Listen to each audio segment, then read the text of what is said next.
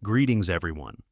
This evening we embark on a journey through the tumultuous and gritty landscape of the Crusades, a time when fervent beliefs, treacherous paths, subpar armor, and questionable choices intertwined in a truly remarkable way.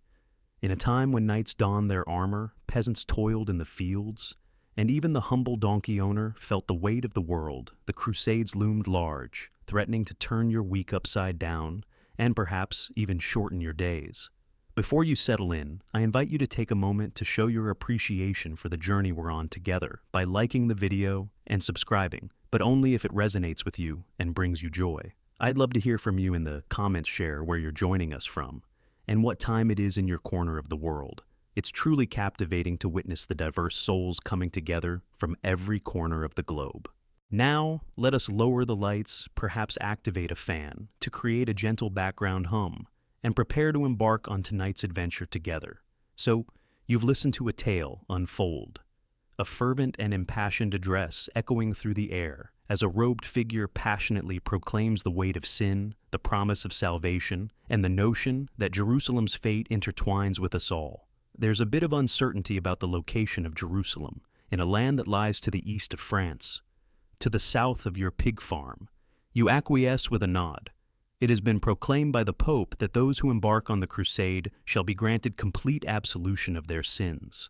Ah, that brings back memories, especially considering the events of last spring behind the mill house.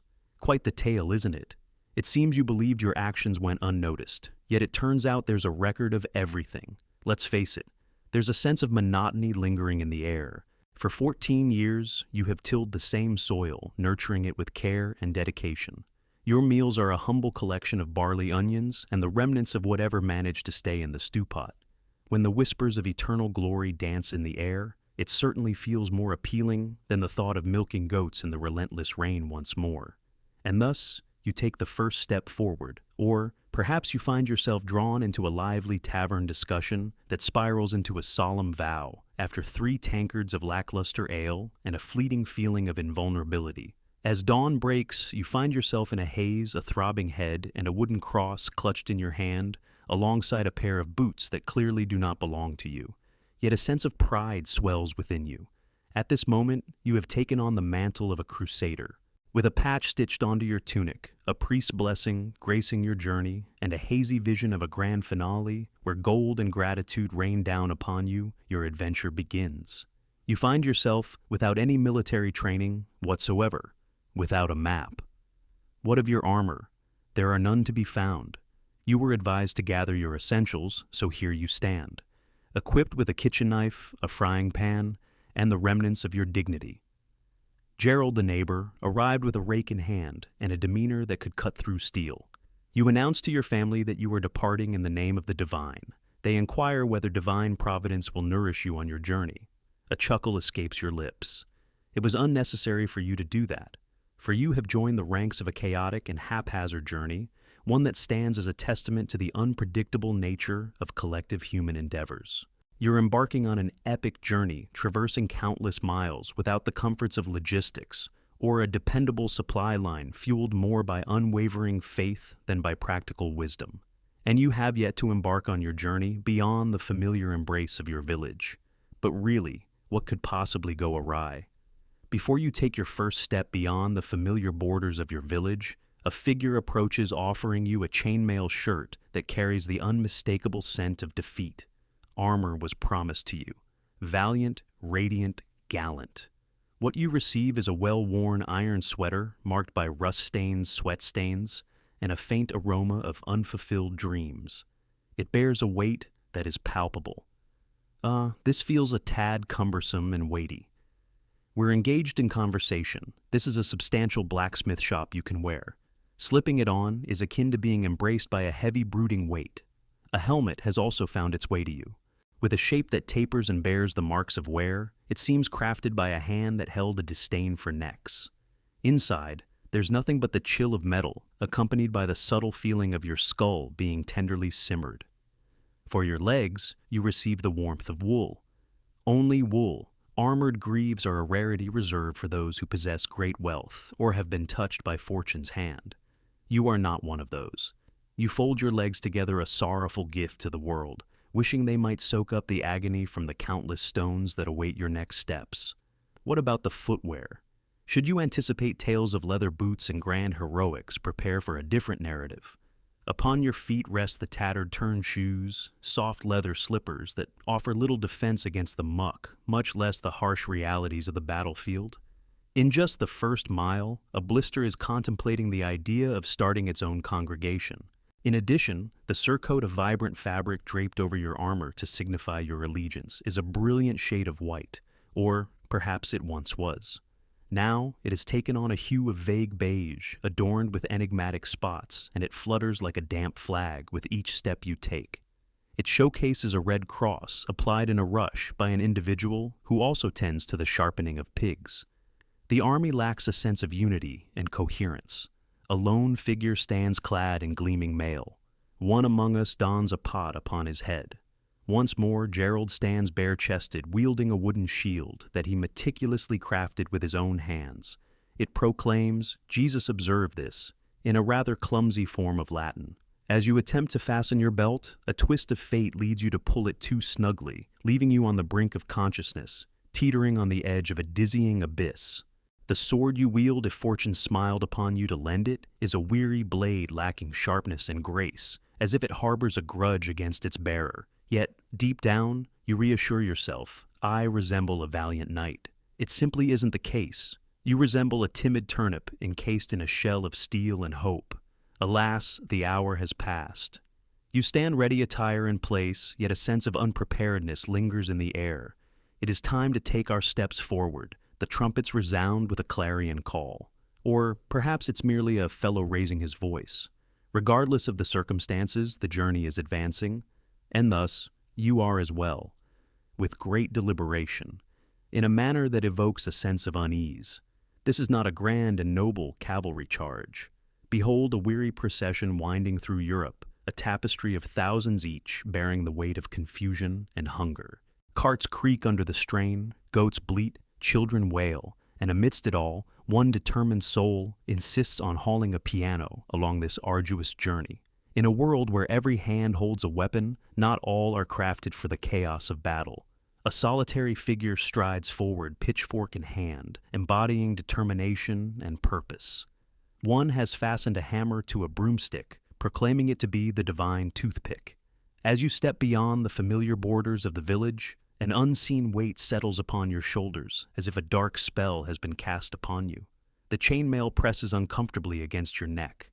Your boots are transforming your feet into a soggy mess, and your pack holding nothing but 2 onions and a stale biscuit grows heavier with each passing step. A sudden sneeze erupts from behind you, breaking the silence like a whisper of the unexpected. You contemplate escape, and then there comes the sound. Voices rise and fall, clashing in debate, lifting in prayer, harmonizing in song, or breaking the silence with coughs. A nobleman gallops by his voice, ringing out with fervor, urging his men onward before vanishing into the distance for the remainder of the day. In that moment, you stumble upon a rock, your pride takes a hit, and a donkey casually treads upon you as it passes by. Behold, the sun graces us with its radiant presence. It radiates joy. Indeed, you are not. You're perspiring in areas you never realized could produce such moisture. Your thighs are rubbing together, a sensation that feels like a cruel twist of fate. The water sits before you, warm to the touch, carrying with it a flavor reminiscent of iron and the weight of unfulfilled dreams. There exist guidelines naturally, yet it seems that none are adhering to them. Advance in formation. Alas, the moment has passed. A curious soul has already ventured into the beet field. Conserve your provisions. Gerald devoured his entire week's worth of provisions before the clock struck noon. Honor the wisdom of the local villagers. You persist only to discover they demand an arm and a leg just to draw water from the well. And then the heavens open, releasing their gentle tears upon the earth. Just when you believe you're finding your footing, the heavens unleash a downpour mocking your efforts like a wry initiation. Your surcoat embraces you as if it were adorned with gold. The paths transform into treacherous torrents of mud. You stumble twice, first into the unknown, then back into the familiar. The goat chuckles with delight. As the sun dips below the horizon, You've journeyed 12 miles, and with each step, it feels as though you've aged a dozen years. You recline in the damp grass beside a stranger, his snores resonating like a formidable force in the night. You slumber as if encased in stone, resting uncomfortably and facing the aftermath of such restless nights. Just 2,000 miles remain on this journey. As the fourth day dawns, your belly begins to serenade you with a longing for nourishment. Echoing fervent anthems, the type of tale that echoes in solemn gatherings. It was said that the army possessed provisions. In a sense, one could say that's accurate. It appears that the supplies have taken on a life of their own, becoming either moldy, mysteriously absent, or currently under the watchful eye of a figure known as Brother Ulrich. This character claims to be seeking spiritual clarity, all the while nibbling away in the shadows, leaving one to wonder about his true intentions. Breakfast, if fortune smiles upon you, is a hefty slab of black bread so solid it could serve as a weapon in a medieval siege. You take your time savoring each moment, yet find yourself stuck in a loop of relentless gnawing as your teeth grow weary of the endless endeavor. Your companion insists that there is a nail hidden within his bread. It comes as no shock to anyone. The midday meal leaves much to be desired. Alas, the midday meal is absent. Only a faint echo of lunch lingers in the recesses of memory. As you consume a handful of dried peas, their flavor evokes a sense of despair, reminiscent of ancient times and the dust of forgotten eras. A fellow traveler beside you beams with pride as he reveals a salted fish he's been stowing away in his sock. You graciously refuse and contemplate a period of fasting to seek spiritual insight. As the sun begins to dip below the horizon, a palpable tension fills the air. Hunger gnaws at the edges of their minds, and visions dance just out of reach. A man believes he has spotted a fig tree. What you see before you is in fact a scarecrow. A different man begins to savor his sword, asserting that it carries the flavor of triumph. It carries the flavor of rust. He has now fallen victim to tetanus. Ah, the true challenge lies in the art of sustaining an army as it traverses the land, a daunting puzzle of logistics indeed. Ah, the supply lines stretch far and wide, often tangled in mismanagement, and from time to time they face the ire of the local peasantry. These humble folk, understandably reluctant, find it hard to part with their precious winter provisions, especially after witnessing the devastation wrought upon their turnips by the very crusaders seeking their bounty. Thus you embark on a quest for nature's hidden treasures. In your journey, you stumble upon a bush adorned with vibrant berries, their colors beckoning you closer.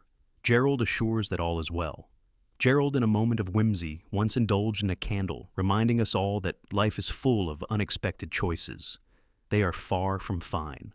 For the next 2 hours, you find yourself nestled behind a tree, lost in a whirlwind of questions, pondering the mysteries that surround you. Tonight's feast is a hearty stew, a wondrous enigmatic concoction. Its contents remain a mystery to all. It finds its way onto every plate regardless. In your hands, you discover a delightful morsel, soft and chewy, inviting you to savor its texture. Questions are not to be posed.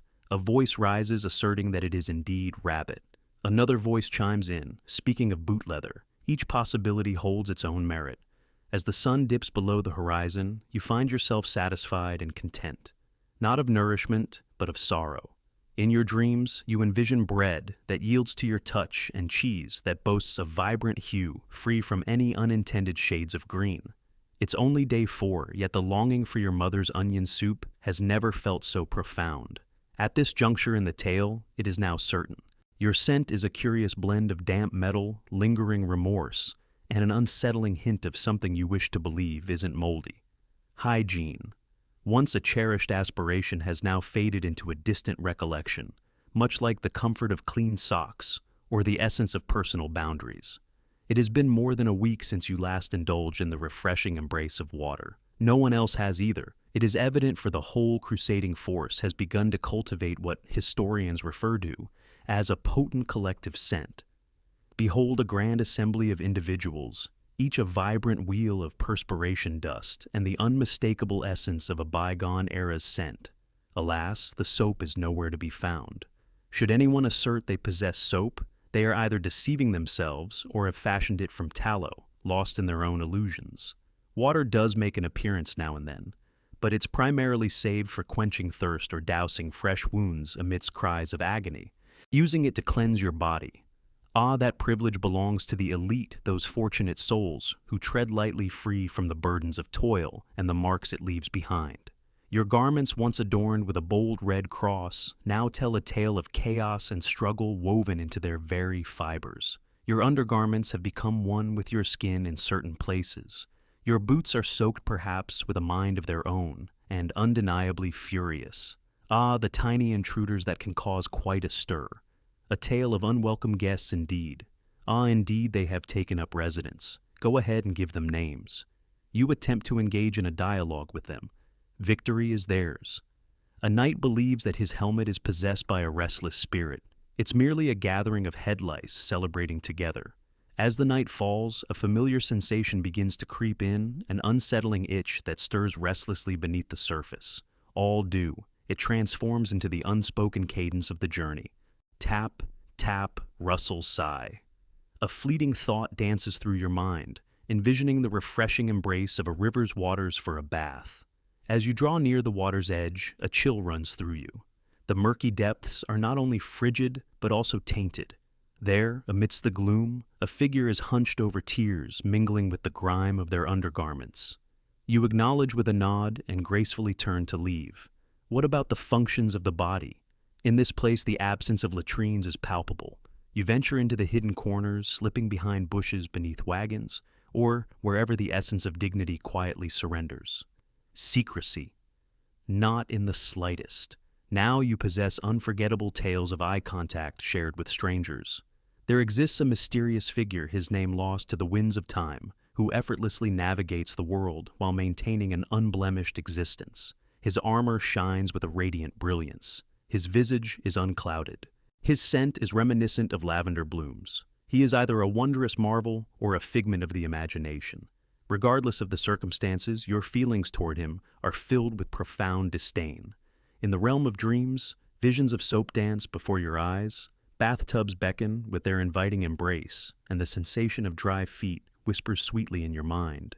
Yet more than anything, you long for a gentle wind that carries none of the scent of 30 men and a single ill-fated stew. Your cleanliness leaves much to be desired. Your guess is far from the mark. Your mission is pure. You believe that foes wielding swords were your greatest challenge. Not at all. In the midst of the crowd, a figure 3 rows back unleashed a cough that echoed with the weight of ancient tales, filling the air with an almost legendary resonance. Welcome to the true adventure, navigating the challenges posed by the immune systems of your fellow adventurers. In the realm of medieval medicine, one might find it less a pursuit of science and more an enchanting performance where the art of healing unfolds through the graceful movements of herbs and potions.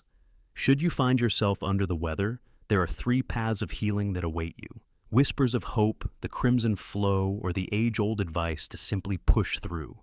Alas, it seems that none of these methods bear fruit, especially when what you've got is circulating quicker than whispers in a quiet chapel. It begins with a simple, unassuming moment, a gentle sniffle in the air, a soft cough echoing nearby. In a quiet moment, a figure stumbles behind a bush, the sound of retching breaking the stillness of the scene. All around there's a veil of unspoken awareness. As dawn broke the following day, 5 more began to cough, their breaths heavy with the weight of an unseen affliction. Gerald has found himself with a curious and unsettling purple mark upon his neck. He claims it's merely a heat rash. As you embark on the journey of orchestrating your own farewell, a tapestry of thoughts and emotions unfolds before you. Tents swiftly transform into sanctuaries of healing, or as they are referred to in the Crusade havens, where hope breathes its last softly and silently. The healers find themselves besieged by the weight of their responsibilities. With cloth bandages, leeches, and an unwavering belief they weave their craft. At times, they set herbs ablaze. At times, they merely flutter them, close to your visage, banking on the sheer discomfort to spark a transformation within you. Ah, the signs are unmistakable. A tempest within, where fever blazes, chills creep in. Nausea swirls and swelling rises, leaving you with the unsettling feeling that your very organs have decided to rebel. In the face of uncertainty, you summon your courage. In that moment, you witness a transformation as someone is healed by a searing hot poker, and a wave of relief washes over you, making you realize that perhaps you too are on the mend. Sanitation exists, one might argue, in the realm of ideas. What about the disposal of waste? Serendipitous meadows. The essence of life, the clear and flowing liquid that quenches our thirst and nourishes our souls. Perhaps not the most reliable, wouldn't you say? Could it be used as a tool for harm? You fill your flask from a crystal-clear stream, unaware of the three horses upstream, treating it as their personal restroom. You partake in it regardless. Water is essential for life. The holy men proclaim it to be a divine trial, the night's whisper of a dark force lurking in the shadows. The barmaid who inexplicably joined the group claims it's due to the fact that no one ever bothers to wash their hands. She is swiftly overlooked, as one might expect. You attempt to separate yourself from the ill, only to discover that the affliction runs deeper, touching everyone, yourself included. A fiery sensation grips your throat. Your belly is whispering secrets, leaving you puzzled. You ponder your odds of making it through, and recall that your last bath was a month ago. The numbers do not align with your hopes, and the most troubling aspect, the battles remain untouched, waiting for your courage to ignite them. You find yourself in a battle against the relentless forces of soup germs. After days of relentless marching, feeling the pangs of hunger, the discomfort of itchiness, and the weight of mild ailments, you now find yourself yearning for a warm embrace from the towns and villages that lie ahead.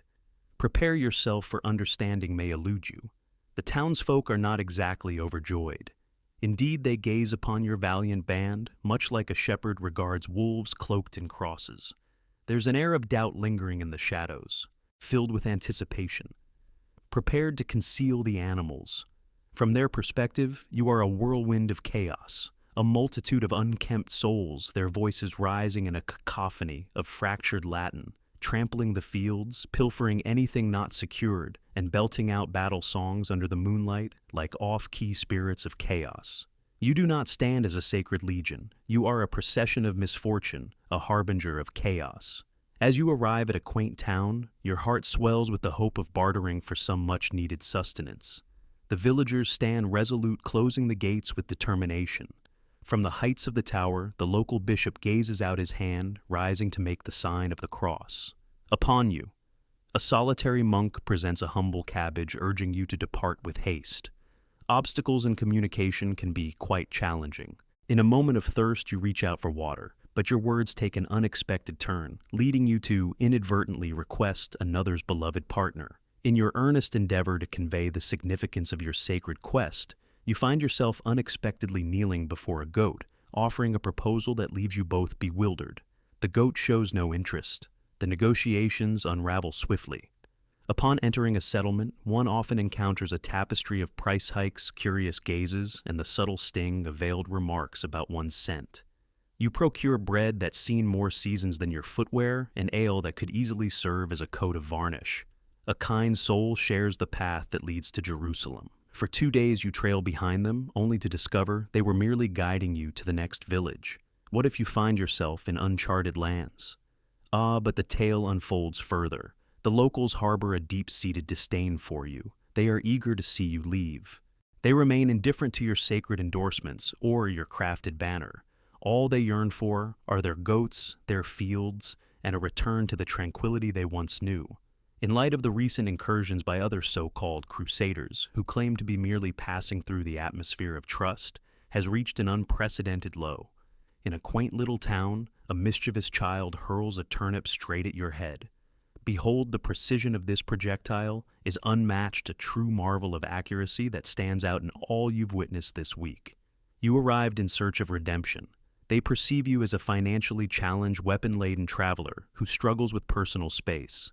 And truthfully, they have a point. At last you find yourself on the journey once more, making your way toward the rising sun in the east. Perhaps. In the grand tapestry of life, it remains a mystery where each path leads us.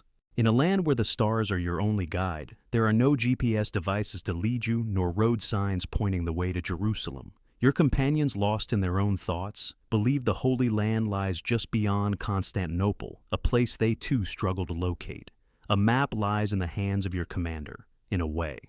Behold a meticulously crafted scroll adorned with the likeness of 3 towns' meandering rivers. and in a corner, a majestic dragon awaits whispering tales of adventure. It seems the artist possessed a boundless imagination, yet perhaps struggled with the intricacies of geography. Yet the commander brandishes it as if it were divine decree, shouting ahead at every junction in the path. It seems that assurance holds greater value than precision. From time to time, a local guide emerges ready to share their tales. He presents a handful of coins, a goatskin filled with wine, and a nebulous assurance of safety from being trampled. With a knowing nod, he gestures towards the east, and then like a whisper in the wind, he disappears before the morning meal. It seems that East has come to symbolize a place that is anything but here. A fellow insists he recalls the path from a dreamscape. Another recounts a time when he perused a scroll. Gerald, bare-chested and growing more sun-kissed by the moment, insists he's heeding celestial murmurs wafting through the breeze. The whispering wind carries a message you are adrift. On a single day you find yourself traversing the same stream thrice, each crossing, weaving a thread of familiarity into the fabric of your journey. You find yourself encountering a rock that seems eerily familiar, as if you've crossed its path before. A monk fervently claims it is a distinct rock. This one possesses a greater sanctity. Your doubts linger on. The landscape shifts with every step.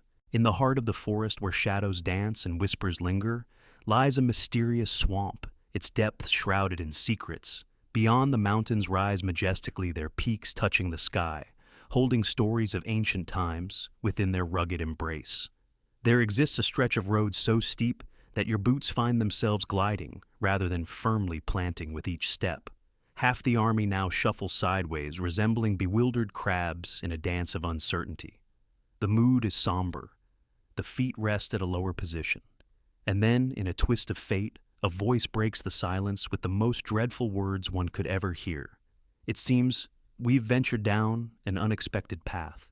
In a land far from the comforts of home, you find yourself among a crowd that confuses maps with deserts, each person too proud to acknowledge the truth of their disorientation. And so, you continue your journey with pride in your heart, wandering without a destination, yet steadfast in your resolve. Each path unfolds a tale of its own, be it Jerusalem, a Byzantine outpost, or perhaps another beleaguered goat village. The answer remains shrouded in mystery. Yet you press forward, driven by a higher calling, the remnants of yesterday's bread, and a shared denial of the fact that your path is a grand looping journey. Ah, you envisioned a scene of splendor.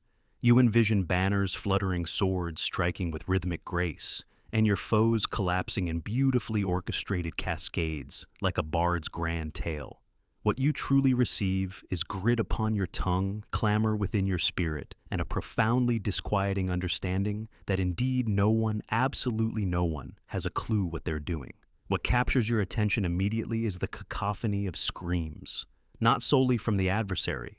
It's not solely your perspective that matters. From all corners, you were part of it. There exists a plan for battle naturally, yet it largely consists of shouting, rushing forward, and trusting that the opponent is more bewildered than you are. Alas, he is not. Your helmet obscures your sight. The weight of your sword is burdensome. As you attempt to lift your shield, a wave of realization washes over you. It's lying on the ground behind you, having been borrowed by Gerald for his bacon-cooking escapades, and he completely forgot to return it. With a swift release, the archers let their arrows fly, catching everyone off guard. The vanguard presses ahead, a tide of determination, while the rear falters, retreating in disarray. A man finds himself at the mercy of his own steed as it gallops forward, leaving him in its wake, a victim of his own trust. A clash unfolds, the sound of metal against metal, as a frying pan becomes the weapon of choice in this unexpected duel. In a curious twist of fate, a man stumbles inadvertently, piercing his foot, and immediately turns his ire towards the devil, weaving a tale of misfortune and blame. Truthfully, he could very well be on to something. You dash into the tumult, swept along by the tide of those around you, for the weight of collective expectation is undeniable. Particles dance in the light. You unleash a flurry of swings. You struck a helmet. It belongs to you. A piercing cry escapes your lips. It takes a great deal of courage. The foe moves with swiftness, possesses great skill, and makes their presence known with a thunderous roar. Your gaze meets his, and a chill runs down your spine as you come to the unsettling realization that he's merely 15, yet possesses a depth of experience that far surpasses your own. You contemplate the art of feigning lifelessness. You ponder the notion of truly being gone. Each option beckons with its allure. Amidst the cacophony, horns blare and commands echo in a symphony of 5 languages, while a voice rises above it all, weaving a tune reminiscent of a lively tavern, spinning tales of sheep and merriment. The line between intimidation and madness blurs, leaving us in a haze of uncertainty. In any case, it's unfolding, just as it should.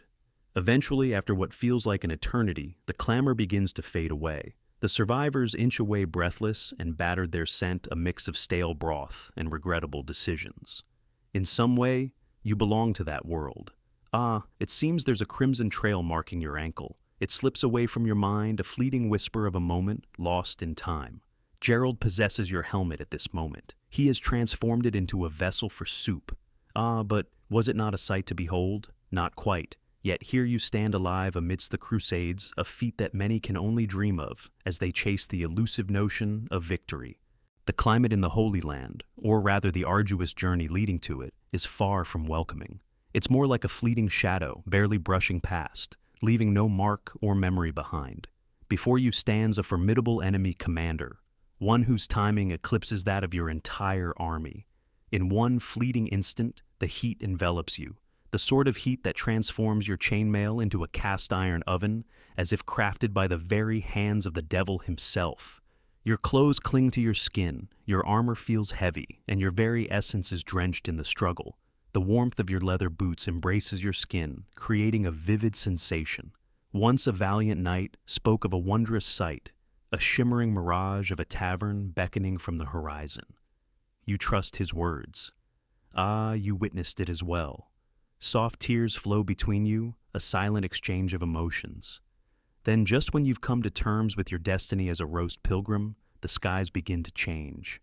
Clouds gather ominously, reminiscent of a wrathful bishop preparing to deliver a stern sermon, as the heavens cloak themselves in shadows. And then, out of nowhere, the rain began to fall. Unruly rain, not the gentle mist of England. This is a tale of ancient significance. A tempestuous downpour filled with fury, and the roar of thunder echoing from the heavens. Your surcoat wraps around you, drenched and heavy, like a shroud of mist in the twilight.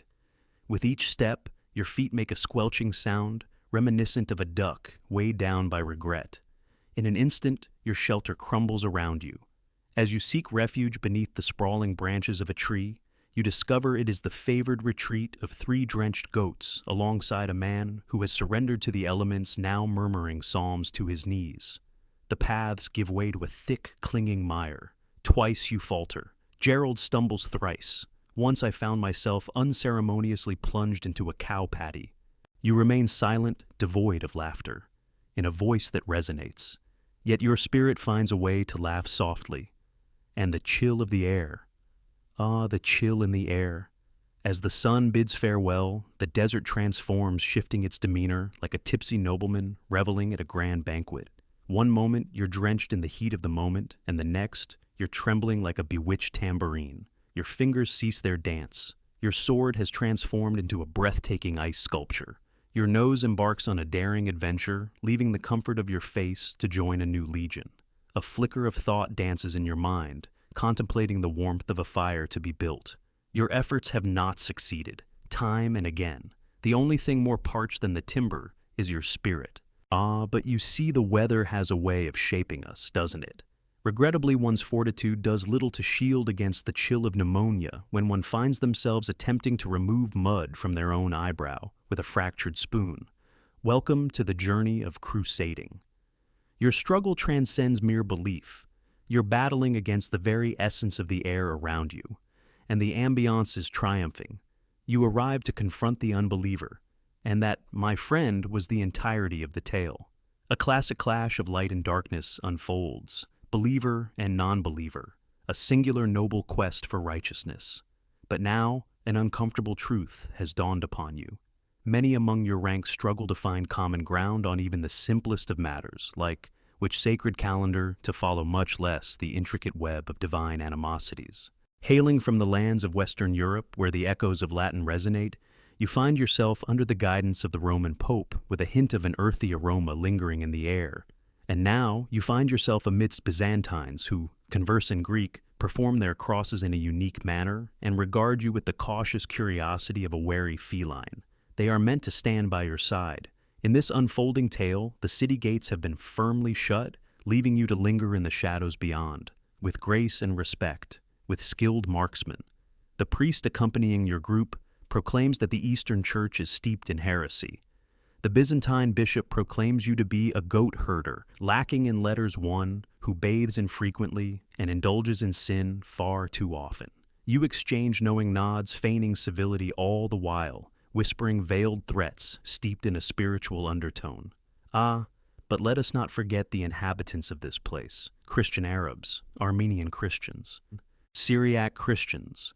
You believed that all souls in the East followed the path of Islam. Behold the unexpected. Now you're discerning allies from adversaries by the way they recite the Lord's Prayer. Your skills in that area could use some improvement. In a twist of fate, you find yourself inadvertently menacing a gathering of monks. In a shocking turn of events, they ignite your tent in flames. The situation deteriorates further. Who are the Muslims? They don't form a single unified force either. In a land where the Fatimids clash with the Seljuks and local warlords vie for power battles, erupt not only among themselves, but also against you. Just when you believe you've grasped the identity of the foe, a new banner is raised and allegiances shift in the heat of battle. A figure you pursued just days ago now finds himself at your campfire, delving into the intricacies of regional politics, while savoring your final onion. In a bid to unite the diverse factions, your commander gathers them for a crucial meeting. It transforms into a heated exchange, each side passionately defending the superiority of their chosen saint. Gerald proposes a duel. All are in agreement, and let us not overlook the intricate tapestry of internal conflict. Knights engaged in a spirited debate with bishops, aristocrats clashing in a fierce battle for treasure, humble folk gathering in unity to share their prayers. In a remarkable twist of fate, an individual proclaims to have witnessed a vision of the Virgin Mary within the humble confines of a chicken coop, igniting the spark for a new and divergent sect. They bravely ascend the misguided slope. Harmony among faiths. It endured for 3 days. Now you all find yourselves wishing for peace, hoping that no one turns to conflict over a spirited debate about the season of Lent. Perhaps divine favor is with you, yet the atmosphere is thick with tension all around. You believed that stepping into the crusade would place you among valiant warriors, steadfast knights, and devout souls dedicated to a holy mission. You were mistaken. Indeed, you find yourself parading alongside the most peculiar gathering of individuals ever seen outside the chaos of a tavern brawl. To your left stands a baker, devoid of teeth, wielding a rolling pin in place of a weapon. To your right stands a man named Thibault, a self-proclaimed monk whose words are laced with curses, whose thirst knows no bounds, as he guzzles from any jug he can find, and whose past includes a fierce altercation over nothing less than a loaf of bread. Gerald, bare-chested and bold, has etched a cross upon his skin, with soot declaring himself the muscle of the divine. Behold your commanding officer, a youthful noble of just 19 summers, adorned with an abundance of hair, yet lacking the wisdom of strategy. He thinks that strategy is all about making grand gestures and raising his voice. In the heat of battle, he found himself charging boldly only to veer off course and stumble into a sprawling cabbage field. He continues to claim it was all woven into a grand design. And then we have the fervent believers. These are the souls who carry a steadfast conviction of their own invincibility, convinced that divine favor shines upon them more brightly than others. They plunge into the fray bare of shirt and shoe, and at times even without a sword, armed only with unwavering belief and a sturdy stick. Their chances of survival leave much to be desired. A merchant has joined the journey, peddling artifacts of questionable provenance. One day, he presents you with the thumb of St. Peter, and the very next, he bestows upon you the official Crusader toothpick. Both seem to be slender branches. A group of children gathers together. Indeed, real children. Uncertainty hangs in the air, as the origins of their presence remain a mystery, and the question of who extended the invitation lingers. Yet for weeks they have marched on their spirits seemingly higher than those around them. As darkness falls, your brave companions gather their voices, rising in song, spirited debates over sacred texts igniting the air, and playful scuffles erupting over the theft of a humble crust of bread. A solitary figure has proclaimed himself the bishop of the encampment, delivering daily sermons from his perch atop a barrel, captivating all who gather around him. His beliefs raise eyebrows, and his equilibrium is even more precarious.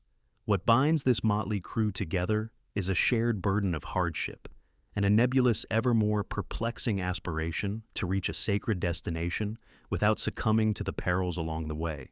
It's hard to tell who's more unhinged, the foes lurking in the shadows, or the companion at your side wielding a soup ladle transformed into a makeshift spear. Yet one thing stands out. You find yourself among peculiar companions, and those peculiar companions often lose their way.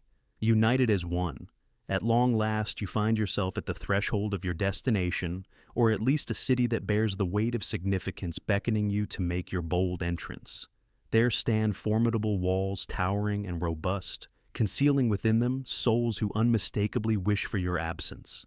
Thus the command is issued, commence the siege. It appears magnificent in concept, yet in reality, it resembles an ancient adventure filled with armaments and an abundance of gastrointestinal distress. Your forces gather at the city's edge, positioned just beyond the reach of arrows, a calculated hope resting on the horizon.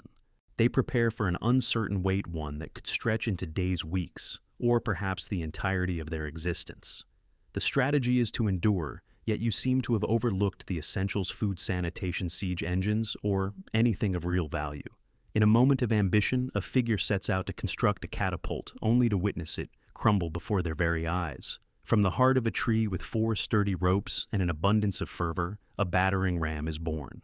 It endures for a mere 10 minutes before the defenders ignite it, showcasing their undeniable superiority in this fierce contest. In the midst of your endeavors, you carve out trenches, you raise grand towers, and you voice your grievances with fervor. In that moment, you come to see the inhabitants of the city thriving cheerfully, waving from their lofty walls, savoring olives, and occasionally hurling barbed words, or perhaps even refuse downward. As the rain pours down, the world transforms into a quagmire. Your socks surrender to the muck, your tent becomes a sieve, and the stew you prepared carries the flavor of disappointment and treachery. Gerald captures a rat and bestows upon it the name Dinner. Ah, dear friends, the spirits have sunk to a disheartening depth, largely due to the unfortunate attempt at lute playing last night, which resonated through the air like the lament of a goat struggling amidst a sea of wine. And then there's the scent that lingers in the air, a tapestry woven from the essence of countless unwashed soldiers, decaying provisions, and the rare haunting presence of a fallen steed. It's the kind of aroma that could strip the very essence from an ancient artifact. The local priest proclaims that the scent is a divine trial, while you perceive it as a lurking danger. With determination, you make your move to breach the fortress. Ladders or raised arrows rain down like a deadly storm. You ascend 2 rungs, a cry escapes your lips, and in a twist of fate, you tumble down, landing squarely on a soul ready to yield. The attack falters, and all involved feign innocence, claiming they were merely testing the defenses. As the days stretch on, provisions grow scarce, and tensions rise among the group. In a twist of fate, a suggestion arises to feast upon the beloved mascot goat. Chaos ensues as a fistfight erupts, only for the goat to emerge victorious in this unexpected showdown. In the midst of a siege, one comes to understand that it is not merely a spectacle of action. Rather, it unfolds as a tapestry woven with threads of tedium, unpleasant odors, and a haunting struggle to recall the very purpose that led one to this place. As dawn breaks with an unusual flare, a sound reverberates through the camp, capturing your attention. The gates stand wide, inviting all who dare to enter. In a tale woven with threads of hunger, treachery, and perhaps a touch of fate, the once impenetrable city walls have at last succumbed to the inevitable. One might anticipate the resounding notes of trumpets, the shimmer of glory, perhaps even the harmonious voices of angels joining in song. What unfolds is pure pandemonium. The rush into the city resembles not a dignified march, but rather a chaotic surge of frenzied, perspiring souls, armed and driven by a fierce grudge against the very structures that stand before them. With a fierce determination, you surge ahead, blade at the ready, adrenaline coursing through your veins, only to stumble upon the debris beneath your feet. A figure treads upon your back. Gratitude spills forth a reflexive gesture in the dance of interaction. Within these walls, chaos reigns with smoke swirling and cries echoing. Identities blur, leaving everyone in a haze of uncertainty. Amidst the chaos, voices rise in a cacophony of looting and shouts, while shadows fall dramatically over those who meet their fate in a corner. A knight rushes by, adorned with a shimmering chandelier. In a twist of fate, Gerald has stumbled upon a barrel of wine, and with a flourish, he proclaims himself the lord of the alleyway. As you navigate the challenges ahead, you find yourself stumbling, your helmet slipping away, and at one moment, your patience fraying with a particularly obstinate door. They spoke of this as a sacred battle. What unfolds before the eyes is a sacred marketplace orchestrated by the very essence of disorder. The hierarchy has become a tangled web, lacking clarity and direction. Your esteemed leader is preoccupied with striking poses for portraits that remain unpainted.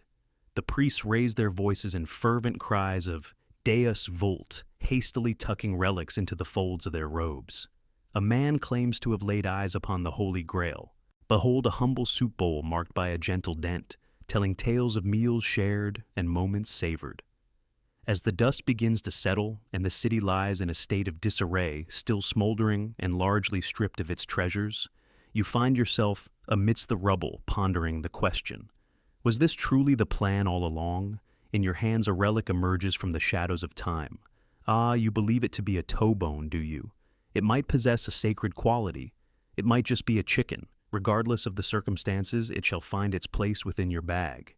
In your possession now lies a goblet, a tapestry too grand to transport, and an utterly bewildered feline belonging to someone else. Yet the triumph carries an odd sensation. You anticipated a sense of righteousness, a feeling of glory. Instead, you often find yourself enveloped in weariness, a sense of stickiness clinging to your skin, and a faint whisper of guilt lingering in the air.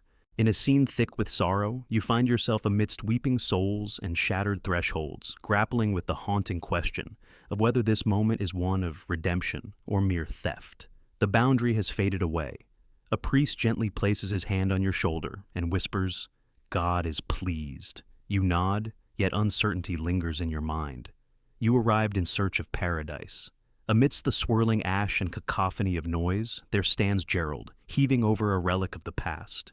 You've arrived at your destination. You endured the trials of marching, the pangs of starvation, the weight of a siege, the grip of illness, the sting of arrows, the antics of Gerald, and the rare yet perplexing moments of divine miscommunication. You've achieved victory, yet here you are, perched on a shattered crate in a city you once called home, grappling with memories of a life untouched by the chaos of a misguided holy war, led by those ill-prepared, armed only with swords and plagued by illness. You've transformed, but not in the uplifting I've journeyed through life, and evolved as an individual kind of manner. Indeed, you appear more slender, a bit grittier, and there's an intriguing blend of age that makes you seem both wise and youthful simultaneously. You've accumulated the wisdom of 15 years, yet you find yourself scolded like a child by someone whose only distinction is a more extravagant hat. A peculiar twitch has emerged within you, triggered by the mere mention of the word pilgrimage. The armor you once wore now feels ill-suited to your form. Your form molded itself to the contours of each bruise each night spent, coiled like a damp pretzel in a tent that let the rain seep through. Your blade bears a small scar. Your belief is intricate. Once you held fast to the notion of distinct boundaries where righteousness stood in stark contrast to wickedness, and the saved were forever separated from the damned. Now you find yourself placing your faith in sturdy footwear and avoiding anything that still has a pulse. Upon your return, they will celebrate you as a champion. They will inquire about the experience. You'll grin and exclaim astonishing, for the essence of deep chaos. Moral ambiguity and perpetual dampness doesn't quite weave into a tavern tale. Perhaps you could refine the treasures you acquired, display them proudly on the wall, and weave a tale that suggests you were in control all along. During the sermons, you will find yourself nodding with a deep sense of understanding. One must steer clear of meeting the gaze of goats. Yet within the depths of your being, the truth will forever reside. You didn't embark on a grand crusade. Rather, you navigated through a tumultuous journey bearing a cross upon your shoulders. Gerald will weave words into poetry, poorly. A new chapter begins as a group gathers drawn together by a shared vision, ready to embark on a journey that will shape their destinies. In hushed reverence, you will offer your gift to the closest monastery, keeping to yourself the amusing tale of when you confused a bishop's hat for a stew pot. Did it hold value in the end? History shall affirm it. Perhaps you would agree. But what of that twitch in your left eye? That still suggests most likely not. The sacred ground lies in your wake, yet so too does much of your reason. In a time long past before the samurai wielded their katanas and gladiators clashed in the grand arenas of Rome, two young Egyptian men danced around one another amidst the golden grains of desert sand. With arms lifted high, knees flexed and feet firmly grounded, they stood ready. One made a subtle feint, while the other charged forward with determination. Without swords or armor, only the raw power of skill and strength, the crowd's roar rises beneath the blazing sun. Step into the world of ancient Egyptian wrestling, a timeless martial art that echoes through the ages as the oldest documented form of combat known to humanity. Over 4,000 years ago, in an era long before the advent of MMA gyms or the glory of Olympic podiums, the inhabitants of the Nile were diligently honing their skills in the art of hand-to-hand combat. In a tomb from the Middle Kingdom at Beni Hassan, archaeologists unearthed wall paintings that depicted more than 400 distinct wrestling holds, locks and throws, a manual immortalized in limestone. This was not mere roughhousing. It was an intricate dance of physical mastery and mental supremacy. In Egypt, wrestling transcended mere sport. It embodied a symbol of prestige and honor. From a tender age, young lads were molded into warriors, with contests frequently held during both rigorous military drills and joyous community celebrations.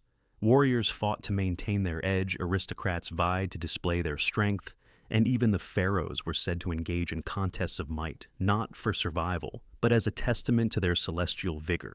The techniques themselves evoke a sense of familiarity with shoulder throws, hip tosses, and single-leg takedowns that anyone who has observed modern wrestling or judo would easily recognize in their graceful motions.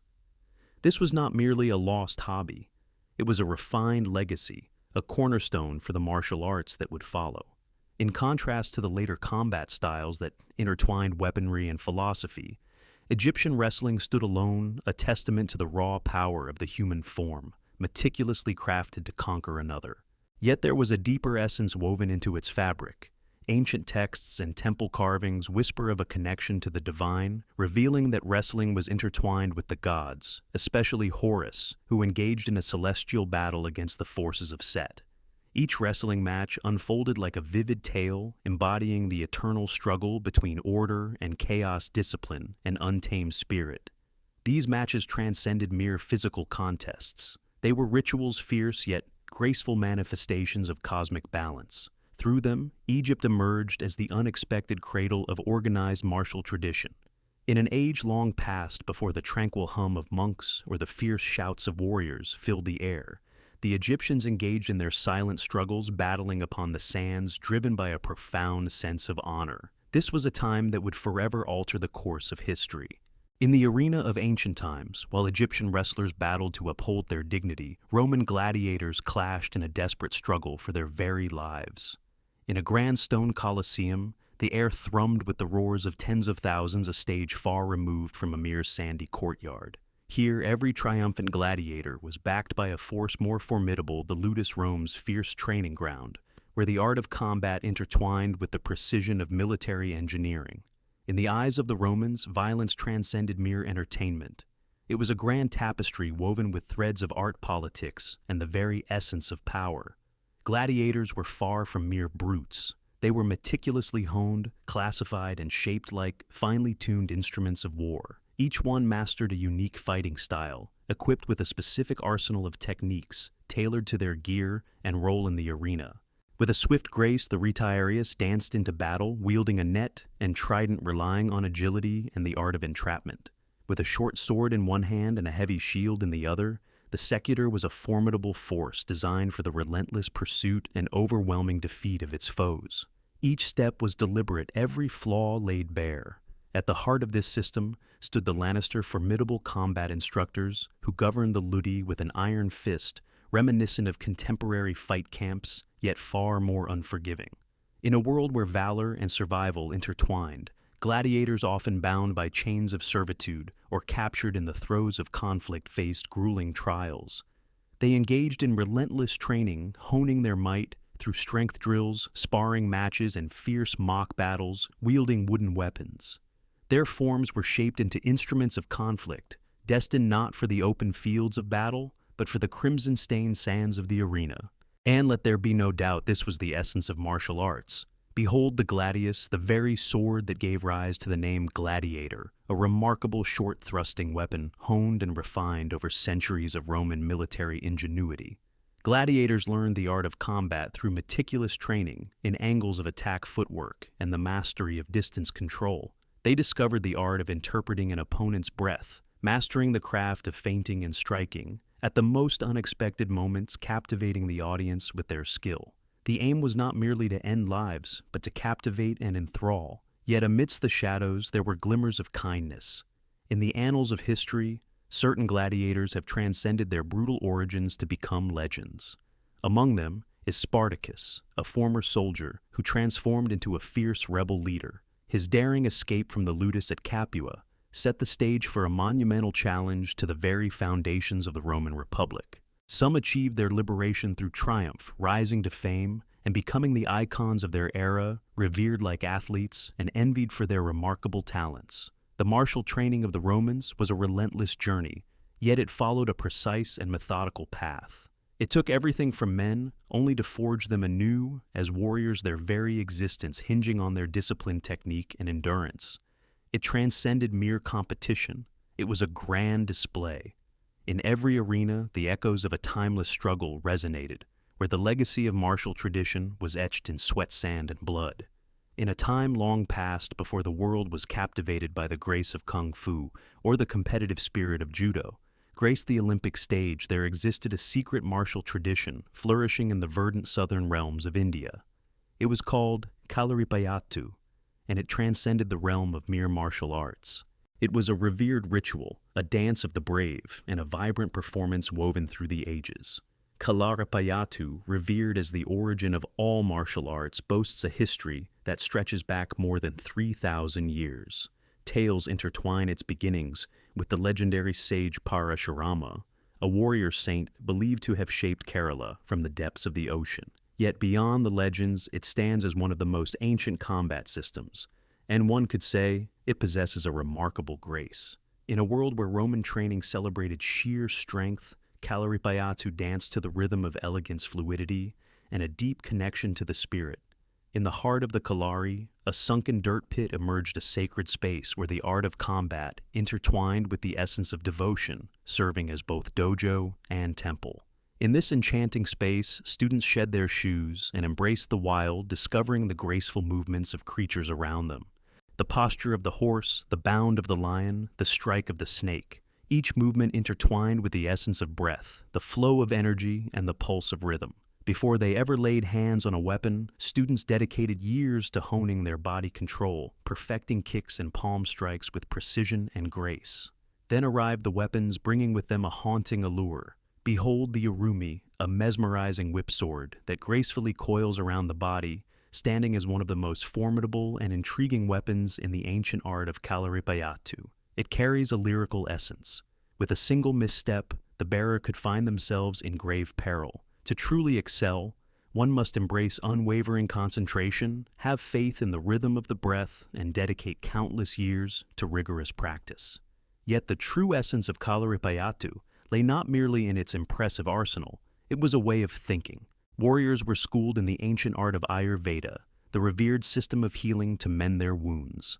They delved into the ancient art of Mamam, exploring the pressure points believed to harness the very essence of life energy. The aim was not to bring about ruin, but to restore harmony. Even amidst the chaos of battle, the craft highlighted the virtues of restraint, timing, and inner tranquility, qualities befitting a wise warrior rather than a mere slayer. As the colonial powers made their entrance, Kalaripayattu emerged as a beacon of native defiance. It faced prohibition by the British, who feared an uprising and was driven underground for decades, yet it endured, never truly extinguished. Much like the nimble urumi, it wound itself in quietude, destined to come back once more, graceful, deadly, and everlasting. Kalarapayattu transcended the realm of mere martial art.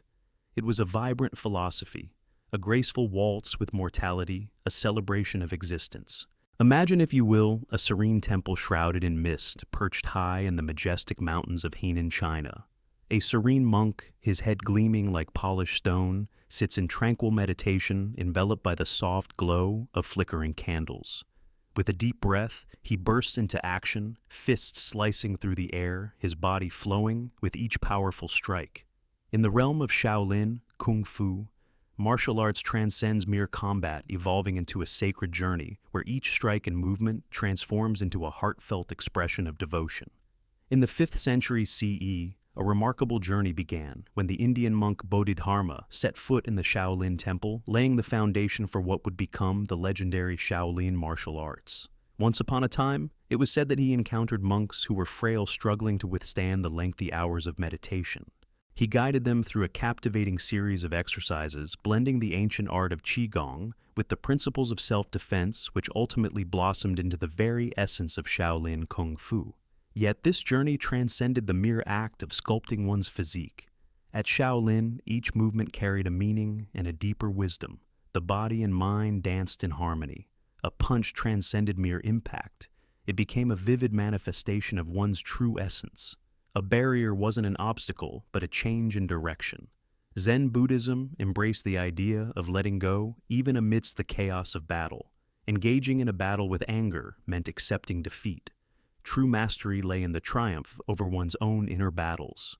The training was a fierce trial. In a realm where discipline reigned supreme, monks immersed themselves in rigorous stances, their legs quaking under the weight of unwavering dedication. They struck the sturdy trees, forging their limbs into instruments of strength, and balanced upon slender poles, honing their focus to a razor's edge. They discovered the art of imitating the graceful motions of creatures, the fierce tiger, the elegant crane, the sly snake, the powerful leopard, and the mythical dragon. Every style danced to its own rhythm, wove its unique strategy, and carried deep symbolism. The tiger fell with a mighty thud. The crane danced away skillfully, avoiding capture. The serpent glided gracefully. With a magnificent flourish, the dragon underwent a breathtaking transformation. The training in weaponry was equally demanding. Instruments of power and conflict staffs, swords, spears, chains. Among the most legendary was the gun, a staff revered as the ancestor of all weapons. Monks learned to transform their humble farming tools into formidable instruments of protection. What is the reason behind this? For it was never the purpose of Shaolin Kung Fu to seek dominion over others. It was a safeguard for the sacred temple, the community, and the very essence that dwelled within. As the years unfolded, the tales of Shaolin monks grew into legends. They bravely stood against bandits, held their ground against invading armies, and ignited the flames of rebellion. Their martial prowess struck fear into the hearts of emperors, who would both seek their favor and turn against them in persecution. During the illustrious eras of the Ming and Qing dynasties, the Shaolin warriors stood as figures of both admiration and pursuit. Even in the face of temple burnings and political crackdowns, the indomitable spirit of the Shaolin endured. It crossed boundaries, leaving its mark on Japanese karate, Korean taekwondo, and the vibrant tapestry of global pop culture. From the legendary Bruce Lee to the glimmering lights of Hollywood, its resonance continues to reverberate through time. Shaolin Kung Fu transcended the realm of mere martial art. It was a journey of awakening, a divine dance of harmony, dedication, and unwavering spirit. In the era of feudal Japan, the art of martial combat transcended mere fighting. They were a sacred code woven into the very essence of the noble warriors known as the samurai. In the center of their realm lay Bushido, the noble path of the warrior. It was not merely a martial art. It served as a guiding philosophy that shaped each strike, every movement, and the very essence of mortality. Samurai transcended the role of mere soldiers. They embodied the very essence of discipline, loyalty, and precision. From a tender age, often as early as 5, their journey into martial training commenced. At the heart of their journey lay kenjutsu, the ancient art of the sword. The katana transcended mere weaponry. It was regarded as the very essence of the samurai, a perfect blend of sharpness, balance, lethality, and beauty. Each draw, swing, and sheathing unfolded with a rhythmic precision like a well-rehearsed performance. The journey of training encompassed both the body and the soul.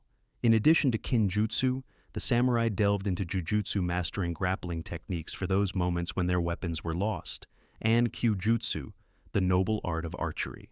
A samurai was called to embrace a multitude of disciplines, not solely for the art of battle, but for the journey of self-discovery. In their quiet moments, they delved into the depths of Zanshin, embracing a profound state of total awareness. In a duel, the slightest pause could seal one's fate. In the face of adversity, maintaining a serene demeanor became essential for enduring the trials ahead. Yet perhaps the most captivating element of samurai martial tradition was its profound psychological intricacies. Honor was the unwavering demand of Bushido, standing tall even in the face of defeat.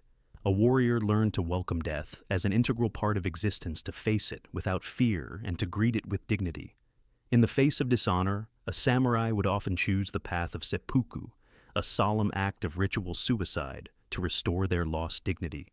Severe indeed. Yet in their realm, honor surpassed the very essence of life. Through the passage of time, the art of the samurai transformed each change, a reflection of the needs of the moment. In times of extended tranquility, particularly throughout the Tokugawa era, the art of combat began to embrace a more contemplative essence.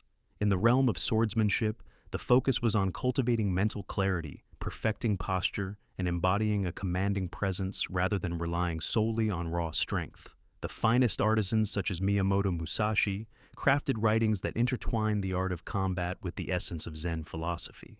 His Book of Five Rings stands as a timeless pillar of martial philosophy, echoing through the ages.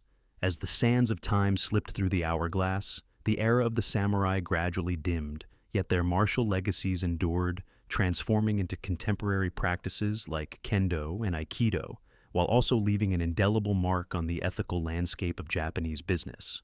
In the present day, the essence of the samurai endures not only within the walls of dojos, but also through the pages of literature, the frames of film, and the serene dedication of those who continue to tread the path of the warrior. For the samurai, the essence of martial arts transcended the mere pursuit of victory. It was a journey of proving oneself deserving of the blade you bore.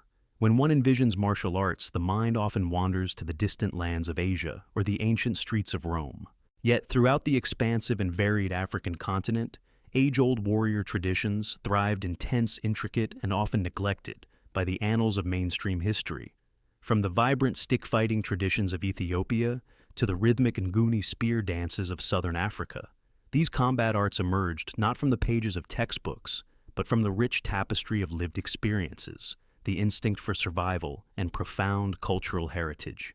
In the heart of Ethiopia, the Mursi and Suri tribes engage in donga, a fierce yet deeply ceremonial form of stick fighting that embodies their rich traditions of dueling. In the arena, fierce combatants brandished their gleaming staffs, engaging in intense duels where the stakes were nothing less than life and limb, often leaving behind a trail of bruised visages and broken bodies. Yet these were not mere mindless brawls.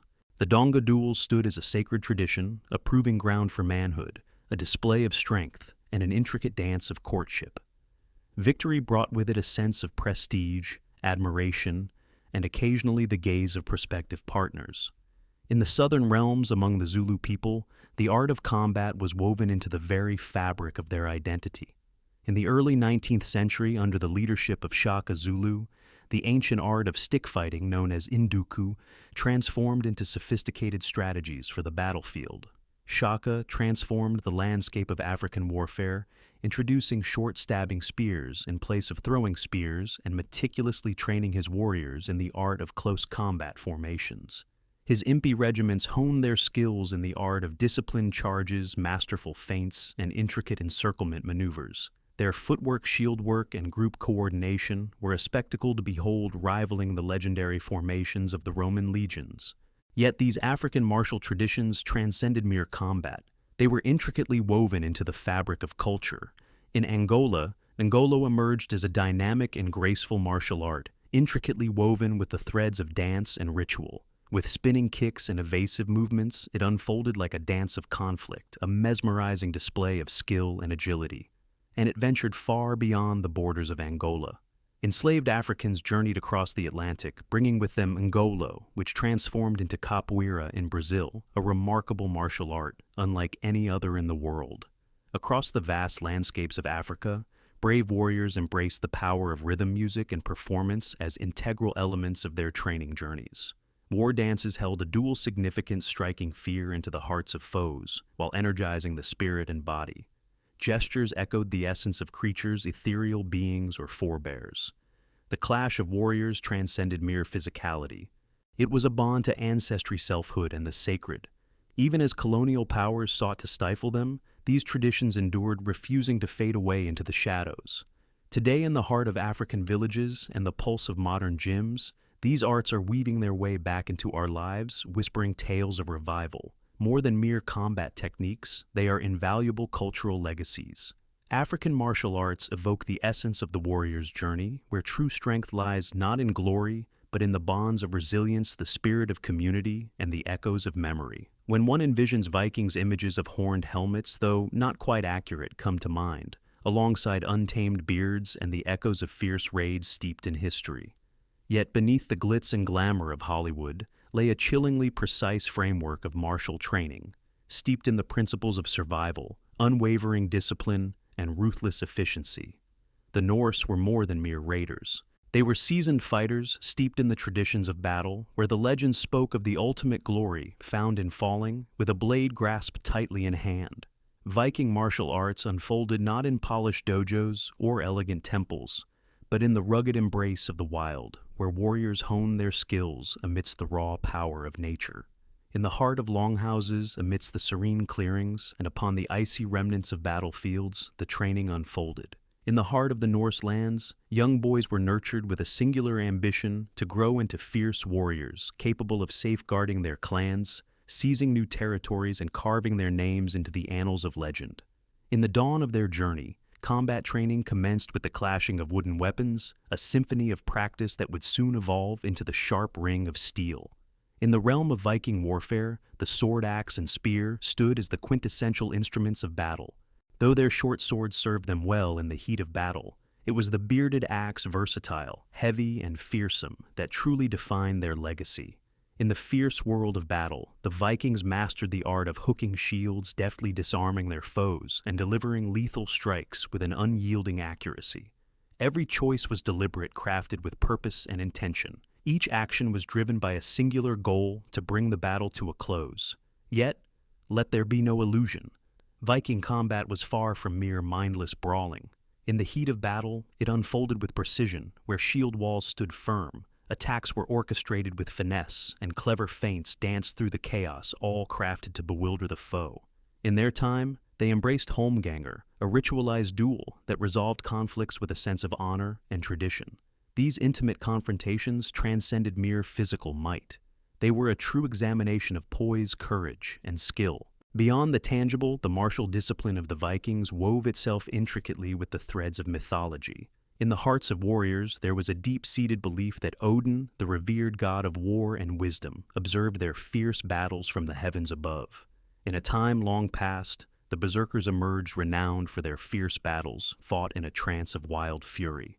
Legends spoke of their ability to summon the spirits of mighty beasts, bear wolf or boar through sacred rituals and intoxicating brews. In the realm of legend and lore, the tale of the berserker unfolds, shedding light on the mystical essence of Viking warfare. And then came Valhalla, the fabled afterlife, awaiting those who met their end with courage on the battlefield. This conviction not only exalted battle, but also influenced the very manner in which Norse warriors engaged in combat. Unyielding, engaged. To withdraw was to relinquish bliss. To hold your position signified everlasting honor. While the martial systems of the Vikings may not have been formally recorded, their techniques resonate through the practices of contemporary reenactment groups and historical combat schools. The Vikings were not mere savages. They were artisans of turmoil, shaping triumph through the fusion of iron labor and an unwavering faith in their deities. In the heart of ancient Persia, beneath the grand domed roofs of Zurkane, the revered house of strength warriors engaged in more than mere combat training. They embarked on a journey to embody righteousness and virtue. In this realm, the art of combat intertwined with melodies, a sense of the divine, and the essence of national pride, all within the embrace of one of the most ancient warrior traditions still alive. Today, Vajesh-e-Pahlavani. In the annals of history, this Persian martial art weaves a tale that dates back more than 2 millennia, tracing its origins to the illustrious Achaemenid and Sassanid empires. At its heart lies Pahlavani, a rich tradition that weaves together strength training, wrestling, and combat drills, all infused with lessons of faith and ethics. Pahlavan signifies more than just a champion. It embodies the essence of a noble warrior, a guardian of the vulnerable, and a steadfast upholder of justice. In the hallowed halls of the Zerkane, a gym steeped in tradition, every ritual held significance alongside the physical exertion. Barefoot and bare-chested, the practitioners moved in harmony, their choreographed motions synchronized to the pulsating rhythm of the drum and the soulful chants of the morsht, their guiding spirit and coach. In a realm where strength and agility intertwine, the warriors engaged in a series of rigorous practices.